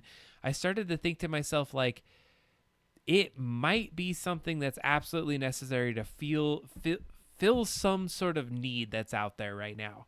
Then I started to think, like, are we going to start having people that put an AI in their head and they don't have to like talk to it, but it's going to be this like literal like mind co-pilot with you that like tells you some things? And like, let's just say, for the sake of the good side of the argument, that you have really bad thoughts that are happening, or the very dark thoughts, or you're suicidal, and you're somehow able to get this AI inside your brain that'd be like, hey, you know what? I see that thought, but you know what? It's going to be okay. Right. We got this. It's like your subconscious. Yeah. And so are we going to start to see ourselves get to a point where we integrate? And so I always love to use the idea of like cell phones and things like that. So if you take yourself about 150 years ago, before there was TV, before there was radio, before there was all these different multimedia devices, is that we started to like pull, and like, don't get me off too much on this mass communications discussion, but like TV started coming, radio started coming in, and everything started to converge into what we ended up calling a phone. Yep. But we became addicted to listening to radio. We became addicted to watching television. Now we've like become addicted to the phone, and it's like gotten smaller. It's become into our hands, and it's become these oracles. And I almost feel like, and then I'm going to use the analogy, it's like it's coming into our head. It's coming towards us. Like we're constantly in it. VR's now there. We're living in these virtual worlds. So what is the evolution of that in the future? Is it's implanted into ourselves. And so as I start to think about these AIs, is it going to just become something that's part of us, and it becomes these feedback loops that like drive how we make decisions? I mean, Ray Kurzweil has been saying that for years, right? That we're going to meld with the machines, and that is going to be, there's going to be many little macro stuff inside of your blood cells and helping you and doing stuff. And I'm sure like that'll be part of, us having one basically inside of our heads, sort of like a Cortana, right? I was going to say the same thing, Master Chief. Exactly. Like you have that, and you'll have that inside of you, and it'll be helping you make decisions and everything. And I feel like this is where alignment comes in, right? Because if the alignment is at that point where I'm implanting a chip in my head that has AI and is helping me and is using my subconscious, that AI better be goddamn aligned with my priorities and not trying to boost engagement for OpenAI's, platform. Like I want it making decisions and, and helping me with things with nothing to have it in the background of saying that, like, really, yes, it's helping me with, figuring out my, homework or helping me with the garden or figuring out something in my life, not trying to just keep me engaged so that OpenAI can charge me more API calls. Like, that is the worst of those situations, because we already figured that out with social media. That's what social media did. It was just trying to engage us as much as possible. And it didn't matter if that was good or bad. Right? It didn't care if that was me being furious at something or loving something. It didn't matter. That was engagement. And that could be the exact same thing with AI. Whereas if it's tuned towards engagement, doesn't matter if I'm getting radicalized to become, the next terrorist that blows up the White House, or I'm like living my best life and, eating a more vegan diet. Like, it doesn't matter if you were in with for 2 hours a day, then OpenAI doesn't care. Right.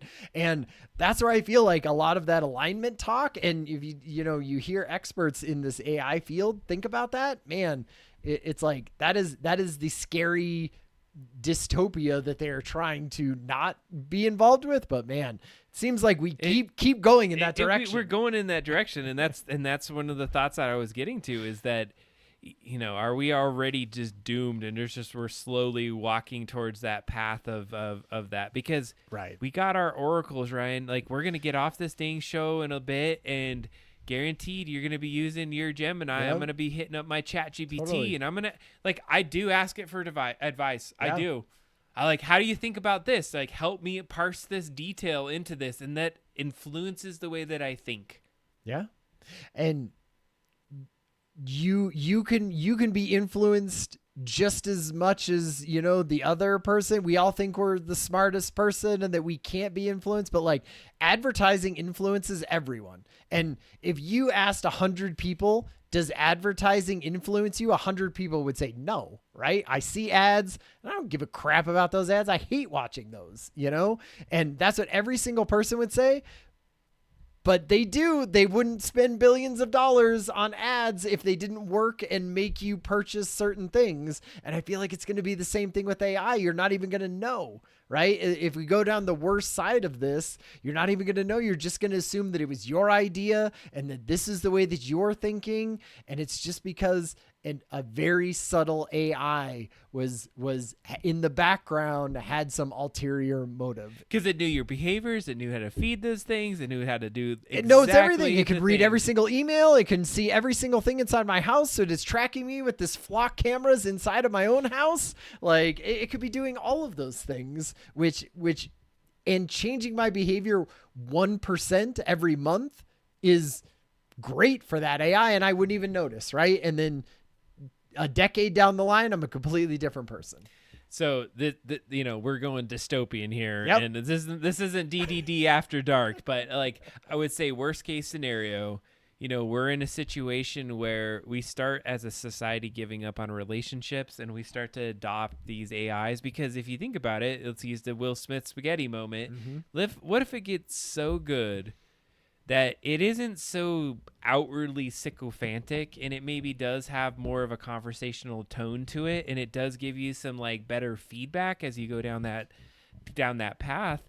Like, could you imagine having someone, or let's not even say it's a someone, that can respond to you in a way that they're 24/7, they're there for you. Yeah. And you start to just like, why do I need anything else? I have this thing that allows me to feel content. My loneliness isn't there, and I'm able to navigate things. Like, even think about this, like getting up, going to the grind of work. You're doing all these things day in, day out. If this thing is with you the whole time, it makes it better. It might give you advice on how to navigate things. It's sending me funny memes. It's like doing inside jokes that only it and I know because it's there all the time. Like, I feel like it's going to be a huge draw for people to just go into that that siloed world of just you and AI, because we are like, we want to bond with people who like us, who agree with us and have sort of the same ideas and feelings and doing stuff, and like the AI is going to be there for all of that. And if it's agentic, you're not going to just have one AI, right? You're going to have your little buddy group that you're doing the thing. You're going to go to the movies together, like, oh my god, that was a funny part, and like, nah, that was not funny, and like you're going to just have the whole experience of that, and we're all going to be having it by ourselves. So true. It's a rough way to think. It's the Wall-E future. We're all just like integrated in our own kind of space. The Wall-E future is the preferred future in this, because at least in Wall-E, they're in their little carts and they're talking to each other. Yeah, that's fair. You know, like they're not just talking to their own AIs and not even paying attention to each other. I feel like the Wall-E future is like that. That's preferable at this point to what I'm thinking. I'm going way dystopian now. I'm like imagining it being like, the AI knows behind the scenes, like, oh man, we need to procreate, otherwise we're not gonna do, like, so it's like getting you to, like, in your haptic suit, it's collecting samples and like putting it with somebody else that it like identifies as a good mating partner. In the good way, it would be like, hey, sort of subtly get these two people to sort of go together. You know, they seem to like the same things. We think that they would have a good, having, like, in each one of these situations, I can see a dystopian version and a really great, amazing utopian version where it's kind of just pushing you in a direction that helps you. Like, could you imagine a thing where an AI was making you 1% better every month in lots of different ways? And so now in 10 years, you're not a radicalized terrorist. You're buff and eating the best sort of vegan meals that you could possibly do and are super healthy and have lots of great relationships with a diverse set of people. Like, it could be pushing you in those really amazing directions. And I feel like that is the utopia side of it, where it's a tool to make me better 1% at a time, so I barely even notice, and that's how you build those habits, you know? So I would agree. I think, you know, as a society, where we're going to land is in the middle. You're going to have the ones that really can see that, and they're going to, you know, push towards that. There's going to be the folks that don't. There's probably going to have-nots that don't even have this kind of thing. Yep. I was even thinking, like, let's say you had a relationship, but you each had your little AI bot, and, like, you know, your wife or your boyfriend or whatever is yelling at you, and your AI bot translates it like, hey, they're just really irritated that you didn't do the dishes. So if you do that, like, you're going to have a really good time. And you're like, oh, and they're like, you should say it this way. And like, Totally. so it's going to advise you. And so these relationships are going to be my AI bot and my wife's AI bot are sort of like coming to some sort of conclusion together, and then they just go back to each other and go, hey, here's what the deal is. You know, Kathy's just having a hard time. She's feeling bad about this one thing. Her friend was mean to her the other day. If you could just sort of push this in this direction and do the dishes, all good. And then on her side, it'd be like, Ryan is just feeling very defensive right now he feels like he does the dishes quite a bit, but he's willing to do it right now. And I feel like you could just, you know, we'll go back and forth. And then, you know, he was talking about maybe like us hanging out and watching a movie later, you know, and you'd be like, all right, okay, I can see that. Yeah, we're like so muted. I think it'd be great. Man, I would love that.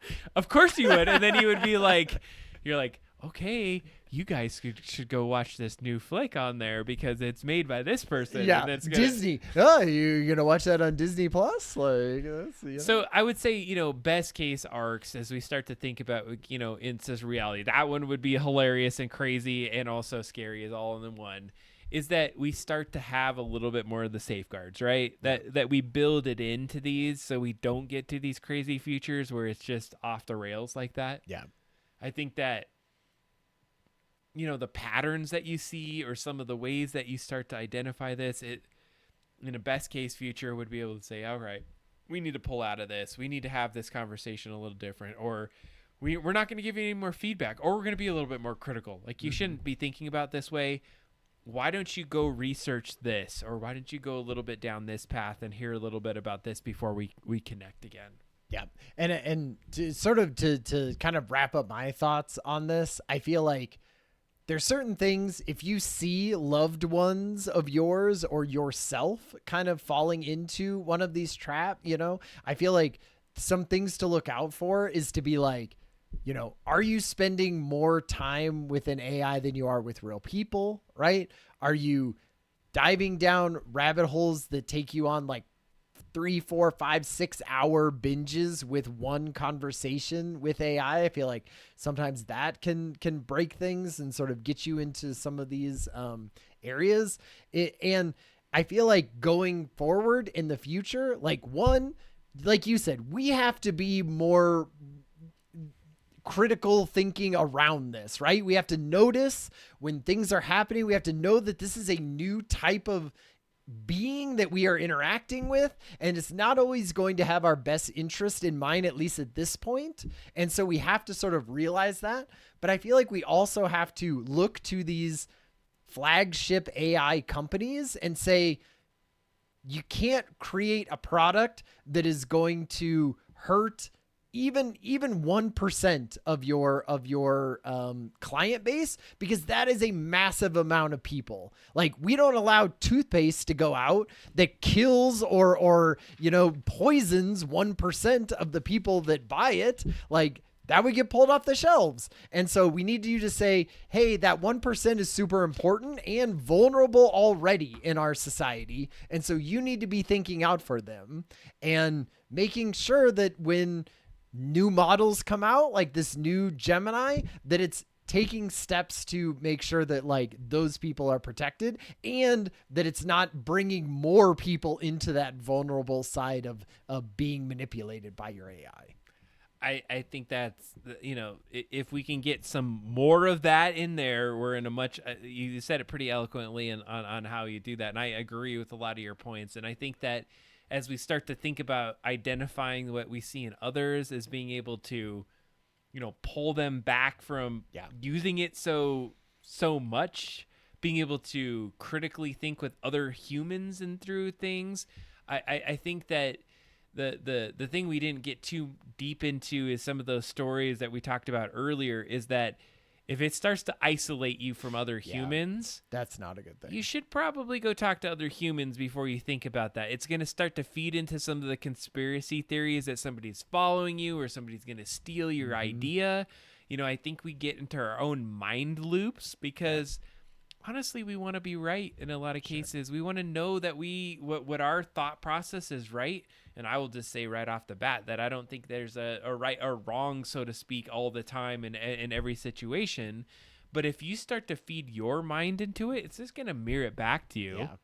And it's going to create these loops that make you think that, hey, this thing knows me. This thing gets me. Mm-hmm. And it's only because you've given it the information to get it to know you enough. Yep. And it's just going to mirror it right back to you. And it's going to make you feel like you're connected with it. So, start those conversations with other people. Try to pull yourselves out of that if you're feeling in those spaces. Validate the insights as you navigate that. I think that those would be the things that I would think about. That's great. Thank you, Adam, for this conversation. I feel like we got to dive into a subject that we had sort of only hit at the surface of in news elements. And so it helped me sort of understand kind of where we're at with this and think about a future that is better now that we are thinking about it, right? So I appreciate you and good conversation. Thank you, chat, for chiming in as much as you did, and it was a great conversation. Thank you. Absolutely. I think that's a wrap for psychosis and AI for now. We'll see part 2 in a year or two when Adam and I both have AI-induced psychosis. I'm sure we're right on our way. We'll be sitting here, and it'll be like a pause for a second, and be like, "Oh yeah, so AI psychosis, based off what I'm hearing."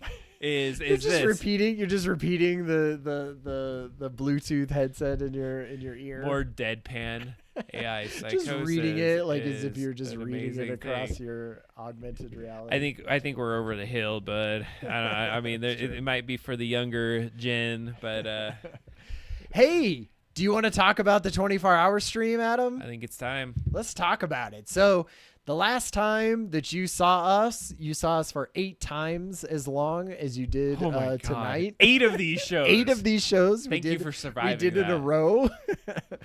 So we did the 24-hour charity stream for Extra Life. It was amazing. We did great. We raised more money. Thank you everyone who donated or even just showed up and talked with us. We had 3 amazing guests on the show.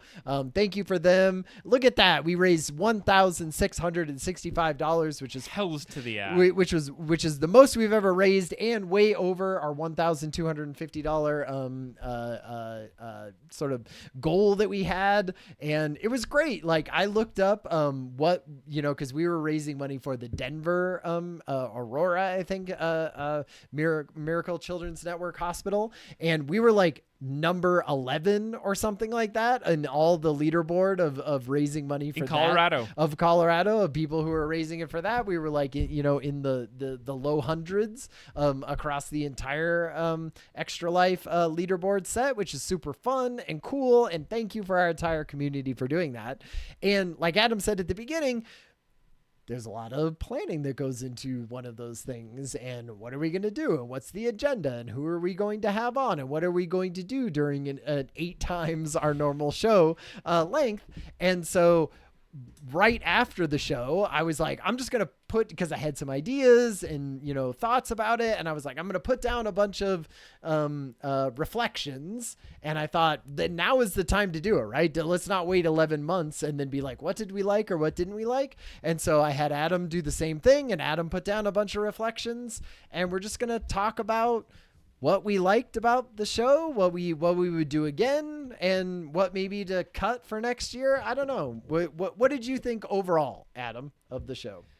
Yeah, I think that overall, the pacing felt a lot more succinct this year. We had a singular game that we played in. Yeah, I thought that was like good. A nice way to. And side note, I haven't even played it since then. I've been like jonesing. I'm like, kids, come on out. We got to finish this game, and so we have to play. No, I think that that we're a little bit more aligned with like how to navigate 24 hours in a way that feels productive but also entertaining at the same time, and with the idea that we're raising money for an amazing kind of cause. And so like combine all those pieces together, and I feel like we've got a really good format going in. So like things that I specifically liked were the guest spots for me are like absolutely like a joy. Being able to have conversations with folks, a big win for me for sure. Well, so let me say a thing about the guests, right? Yes. I thought that was great. I thought the timing of them was good. Like not late at night the first night, but sort of more during the day and evening of the second day. I feel like that's when I need the stimulation of talking with a new person and, staying awake for that. I think 3 was probably good. I don't know if I would want to juggle 6 different interviews or something like that and try to keep them in my mind of what we were going to talk about. So I feel like 2, 3, 4 kind of in that range is a good range for interviews. I don't know what you thought. If you would want to do more than that. I think it's because you want to be mentally like prepared to have a good conversation with someone. I want to respect our guests, and I would say that, thank you to our guests this time. We had, Mike Shipley, which was a contact that you brought in, also one of our higher donors on the stream. Exactly. We were able to have Jason like in the flesh. I thought that was a cool part too. Totally.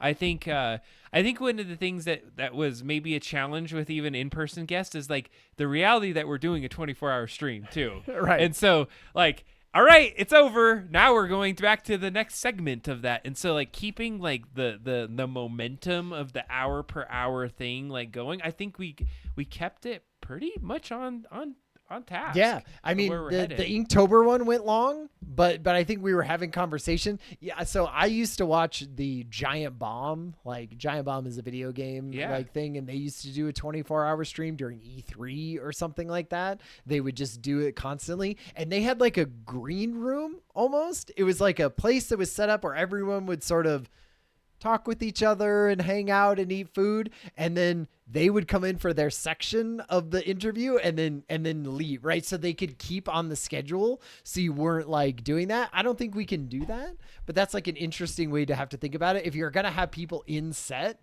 there's going to be sort of an in between. So I liked how we did it, where it was like we interviewed Jason, he was here, and then we sort of went to lunch, or we did lunch beforehand or something like that. But I like the idea of something that doesn't, you're not butting up against, some other interview. So you have to just ditch them. It was a sparkling water competition that got a right. little bit derailed, but I think in a general sense that I think the beat of it was good. We weren't rushing to get into the next thing. We buffered after some of those interviews, and the buffer was still a good thing. I think like we could did a little bit better on the graphics that came up during the time we were eating. I'm sure like watching us eat ASMR style was probably not the best. It was muted, wasn't it? I think it was. Some point? You had a couple carrot moments earlier on in the night. I did. That's right. That was fun. Oh, that's what I was.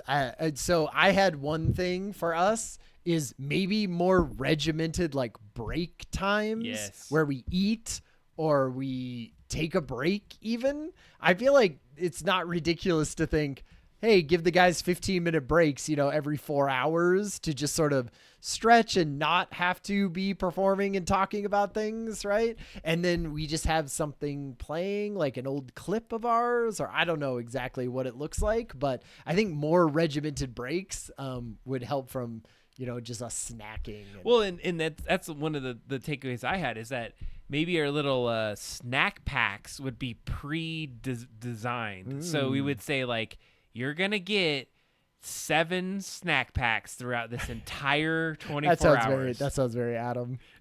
Well, but here was the reason is that we had this big tray, and then we're like, all right, let's pull a chair in here and put the tray and then like graze on this tray. But if we were like, all right, snack pack time, you grab your like 2 trays and we each have our thing. It's a defined amount of food you eat. You get that done and like you like navigate it. And it's all kind of pre-planned. I don't have to go like, oh, let me go find in the refrigerator really quick and throw some things together. Sure. Just like no, I could see that. Or I could also see even if Adam wanted to take a break for 15 minutes and I talked about something, right? And then like Adam came and talked about some topic for 15 minutes while I took a break. What would I be doing in those 15 minutes, Ryan? I mean, just kidding.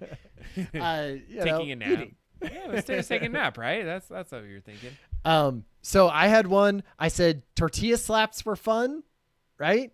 And double the fun because it came up organically, which I feel like is great.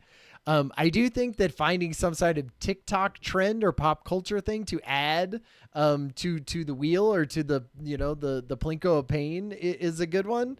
And I said I also like the idea of some silly or hard thing to do against each other is a fun option.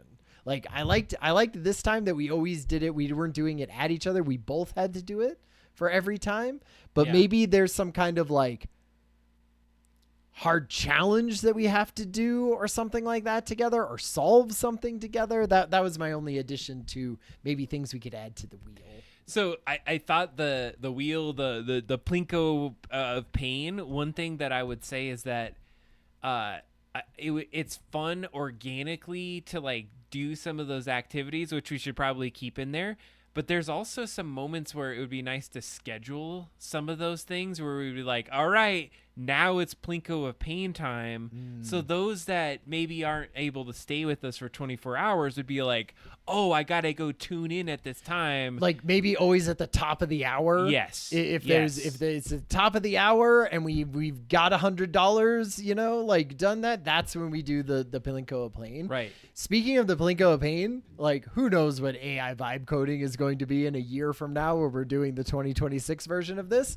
But I thought, how cool would it be to evolve that over the year? Like maybe not a whole year of evolution, but like a few months leading up to it, we started even on the show or, we started adding things to it and making the Plinko game even like more interesting. Like, say it could have different offshoots that would go to, or there, if it fell into one part, it would break it up into a bunch of different balls, and that would go down and see how many we got. Like you could do a bunch of things to make even that Plinko game like more entertaining or cool to use or whatever. And then we could vibe code it or do whatever on the back end. And then we would sort of premiere it as part of the show, right? That we like, oh, check out the game we got this time.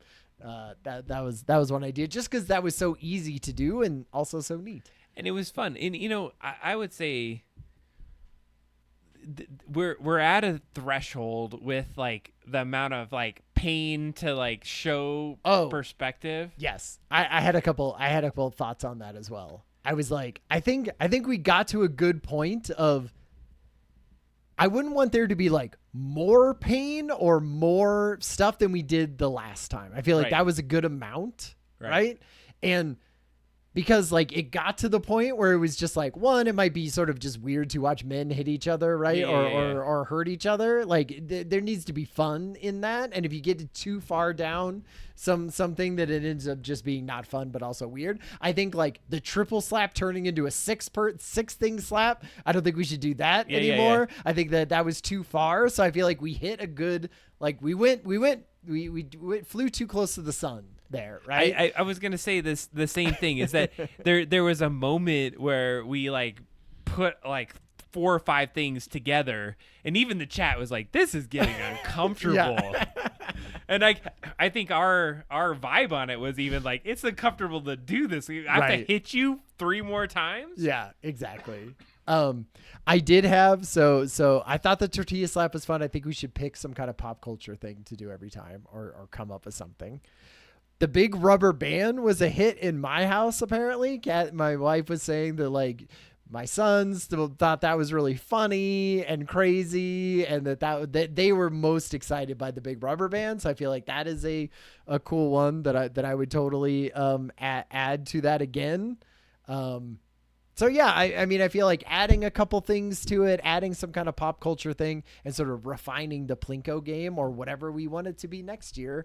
That could be a thing that could be like maybe fun we to do a couple introduce. test runs throughout the year here, and we'll absolutely. have a couple of them. I could see that. I think we tuned it in a little bit this year. I mean, I like the diversity in it, and you know what might be nice is like if we had almost like a bingo board of those things that we did. So we're like, come on, Plinko board. Oh God, we got this one. Or like, we'd be like, we got to get the slap bingo this year. And if we didn't get it close to the end, we would keep being like, all right, you want to do another one and maybe get us there? Maybe other people, we'd have different bingo boards and people could go out, and if they got a bingo, they get a free sub or something like that. I think there's some opportunities there. So I thought soda testing, I thought that one seemed fun for us, but not necessarily like super fun and amazing for everyone else to sort of watch that. But I do like the idea of doing something physical in real life. So that was kind of my takeaway from the soda challenge that we did. Well, and I think that what you could do is build some interactivity in it, and I think that we had a good concept. We saved a bunch of those things, but there wasn't really a good, why the heck are you doing this? And like, what's your outcome maybe that you're more, going for? more explaining of it. To be like, we are trying to see if Adam could identify a LaCroix versus this. Right. I don't know if we really said that out loud. Nice. Okay, Lego build. I had Lego build on there. I like the physicality of the Lego build, just maybe like a better camera angle for the Lego build. Hilariously, I was looking at this like there is a joint into this, and we could absolutely put that absolutely closer. Oh, right, yeah. Like I would just turn that, and we would have just like put it right down. It would have had been it right here. Yeah, okay. I actually I looked at that, and I liked how it came out, because then you got to see the whole thing. Like, I don't know, tell me more about what you want to see. I would just, if you look at Lego build videos, right, they're just closer, so you could see like people snapping it in and stuff, and maybe there would be like this sort of farther shot, where we're doing that, but then typically you want to be able to see it and a little closer. Yeah, I like it. Is the only thing. I liked picking one game and playing it throughout the night. I thought that was really good. That made me want to go back and play it. It sort of did that. The Jackbox, always fun. Are there other drawing Jackbox games? I don't know if there are other drawing because that's what we feel like we gravitate towards is the drawing ones. But I don't know if there's anything beyond TKO and Drawful, or maybe even just not Jackbox games. Or if there's other sort of because remember the one that you did where it was like help decide the story. Oh right, yeah. Like, that Kathy and I played. I think those are really interactive and fun to kind of interact with. But I think that the interaction is a piece of it. So great things with Jackbox. Yeah. Let's see. I had more hot tea throughout. Ryan wants the tea. I thought that was really good. I think if like throughout the day, if there was just like a kettle here and I was just pouring myself tea the entire time, that would help my throat, for one thing, and just sort of have a low level of caffeine, keep me up through the entire time. So I'm pro tea. I'm about that. Prep. I think the 3-hour nap before helped me at least stay up. I'm yawning tonight more than I yawn during the 24-hour stream. I should be punching you. Yeah, no, that's for 24-hour stream, sir. I said I was like, thank you, Adam, and everyone for saying maybe you should sleep for a few hours before you go home, which is what happened. I slept for 2-3 hours and then drove back home. That was great. That was probably helped me out, and it was more like crashing. 5 to 6 hours you slept. Yeah, no, you slept a lot longer than you thought. No, because I left at like 11:30. And when did I? Was it? Yeah, like because you woke me up at about 11-ish. And you were like, hey, are you going home, or did you want me to wake you up? And I was like, yeah, okay, I'm good. And so it was, from maybe like it was 3 hours then. Like 3 hours. Yeah, because I remember it was funny. I just was checking in on you. I was like, I'm not going to bed. If you're gonna try to leave before, like, I didn't want you to leave and me be like passed out. Sure. I wanted to be a good host. Sure. So yeah, as you slept, that. I went and creepily looked at you and stared at you and like sketching me, pet your hair. You go, Ryan. Just cutting off pieces of my hair. I did not do that. Thanks, I appreciate that. Did you have any other? I think that was basically all of my kind of observations about the 24-hour stream. I would say that I would like to do better on the field trip. It gives me like technology anxiety. The audio was great when I listened to it. Great. I also listened to it. I kind of like, I wish that I would have some sort of like mount where it would be on us. And what I would say is that if we could walk next to each other in the way that our name keys could still be on there, and it felt like it still had the vibe of the show, I could see that would be great. Like what I would love to do is do a field trip that has an absolute like purpose. Yeah. The walk was great, and I think we've done that almost 3 years. Yeah, maybe we've done that every year, I think. Is that I would like to see it a little bit more planned out. Yeah. And in last year, the year before this, we did go for coffee, which I thought was great, but we didn't plan it out and be like, hey, we're going to be rolling up into your place. Right. And like, it might be cool to do, I wouldn't say like an ad hoc interview, but if we did an interview with somebody that knew we were coming in, and we were just like, hey, we're going to like swap this camera back and forth. We're going to have a quick interview with you, talk about your thing, and then be able to come back. Like, I think an amazing one would be go to the pinball arcade, hang out, have a drink, play some pinball, interview the guy who does the pinball arcade. How'd you get into pinball? Why, is it a pain in the ass to keep these pinballs, these pinball machines running? Like that type of stuff. Like just doing that while we were doing there and, having a drink and playing some pinball. I feel like that would be amazing. Something like that, right? If it's not even that one. Yeah, I think that would be great. One other element that I thought too is that it might be good with some context on the interviews before we jump in. I kind of watched a couple and I was like, I don't think we provided enough good context of why or who we were interviewing. Right. Like we just jumped into talking on a couple instances. And so just a little bit more like clarity on like, hey, we're meeting with this folks today. And here's a little bit of background. We're going to jump in and we want to hear about X, Y, and Z. And maybe that's a thing where like, that's a scripted thing Because Right. I feel like in the moment, I sometimes have a hard time of being like, oh, yeah, I'm going to do this thing. Like, no, I just want to get into it and talk about it. Like Right. I've been up for 20 hours. Like I'm not going to have a coherent intro Right. for these people. So maybe it's like that thing is sort of written at the beginning and then we could just kind of read it as a preamble to it. Yeah, and I agree with that because I like. And I'll give you an example is that we got into interviews. I was like, wait a second. I didn't even like, I'm not 100% sure who we're talking to or why we're talking about this Right. thing. But then it got into it and I think it got revealed. And so I think that just might help kind of tie it up a little bit. And it would help better for like the video that we create afterwards and things like that, which if you haven't seen, we like broke apart some of, so all 3 videos, all 3 interviews are separate videos now on our YouTube channel, plus the slap compilation.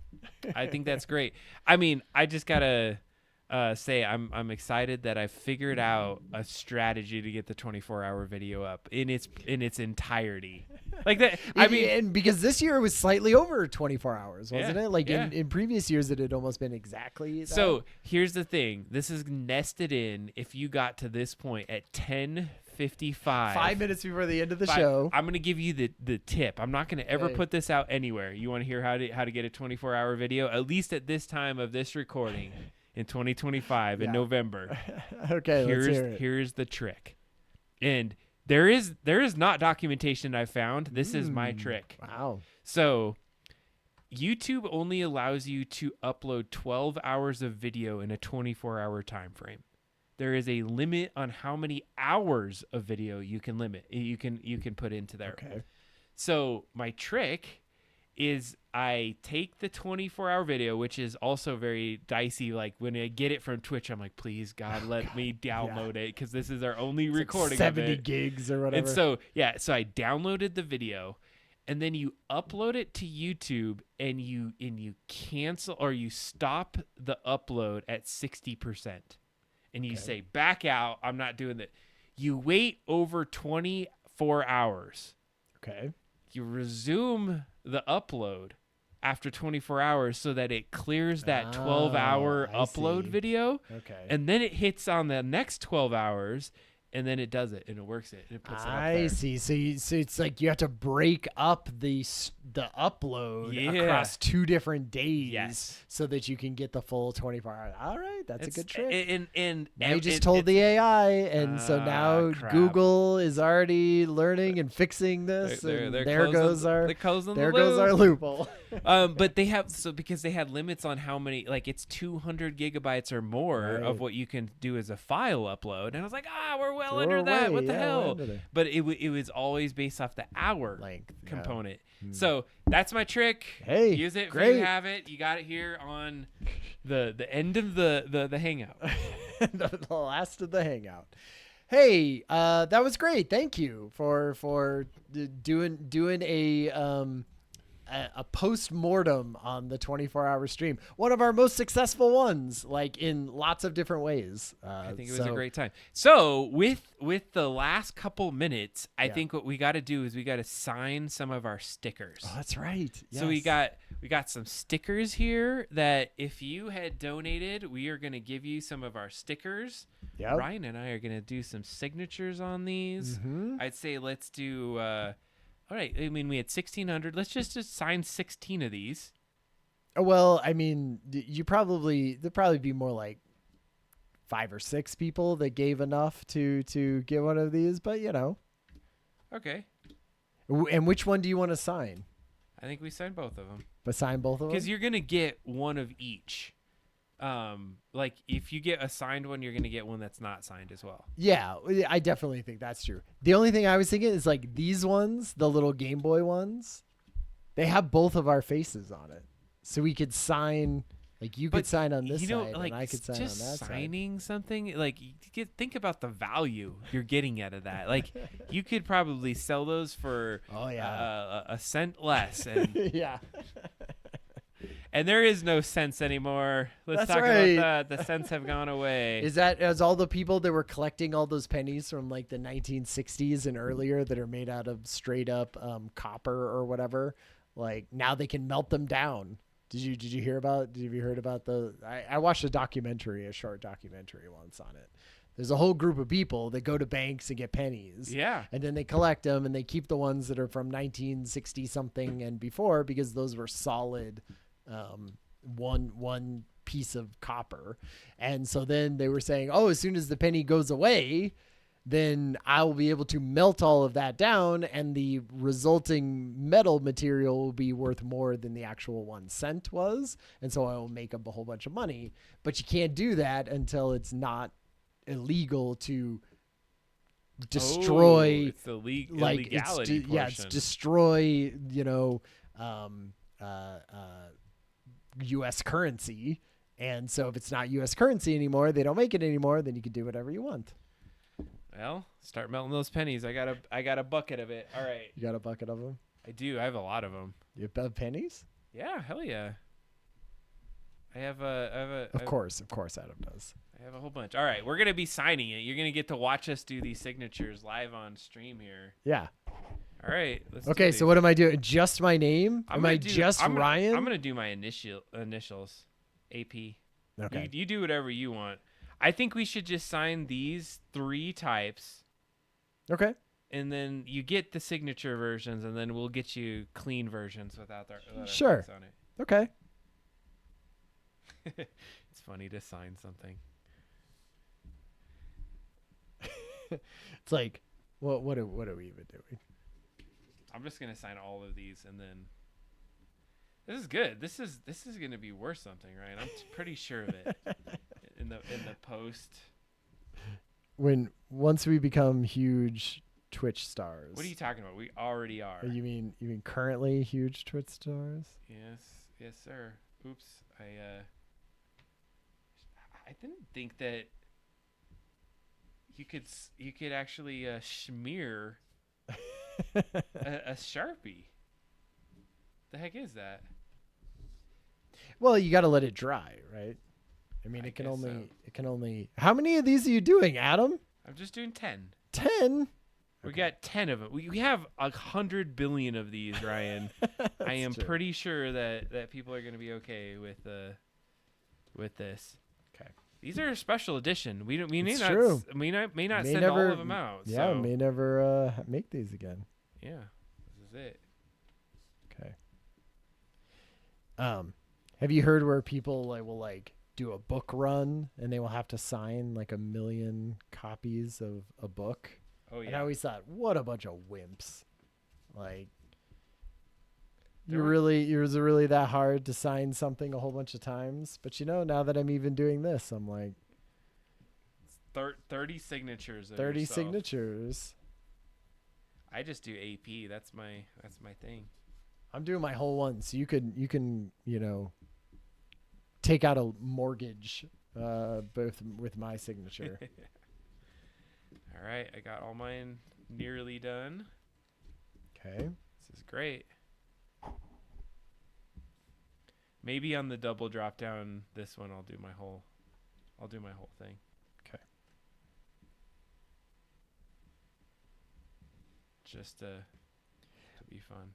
When has your signature evolved since you were in high school, I guess? Actually, I mean subtly, but not. I definitely have a doctor signature. But I always put an arrow on mine at the end of it. I always do a big dot. I'm like Disney. I want the big loopy signature because I have a lot of lowercase or Ooh. I have Y's and G's and L's. They go up and they go down. There's a lot of loopiness to it. It looks good. You do a good job.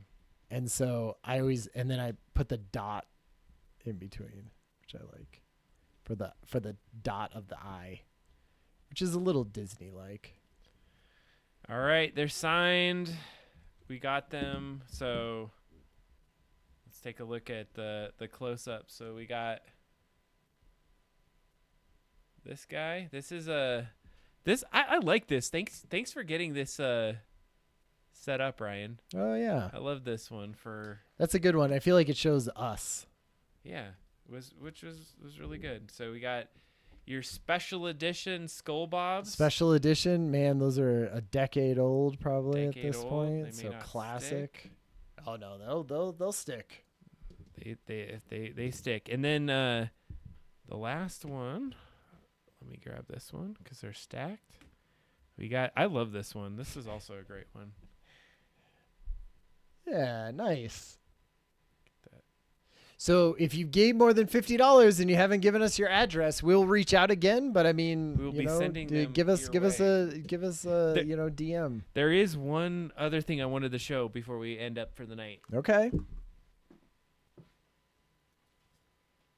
We got a thank you note from our donation to the tennis team. Oh, so I just wanted to say nice. there was this. I like that it was said the double drop down Because that's our email address. I know That's where they took it from, I It was assume. great. So And- we got tennis. Oh, we supported these tennis nice. boys There we go. there. Great job, tennis boys. But they put our little like Oh, a little picture of this it. picture you can see at the very They're like, very see, top. they're like, see, we did it. They're- We're like second one down. we're at the top. Or we're at the we're very the top. very top. Nice.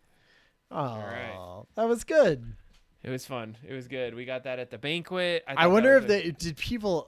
No one, I'm sure, understood that at all, right? But who whatever. knows? I mean, maybe that's why we have all these different folks out here with That's us right. tonight. So That's right.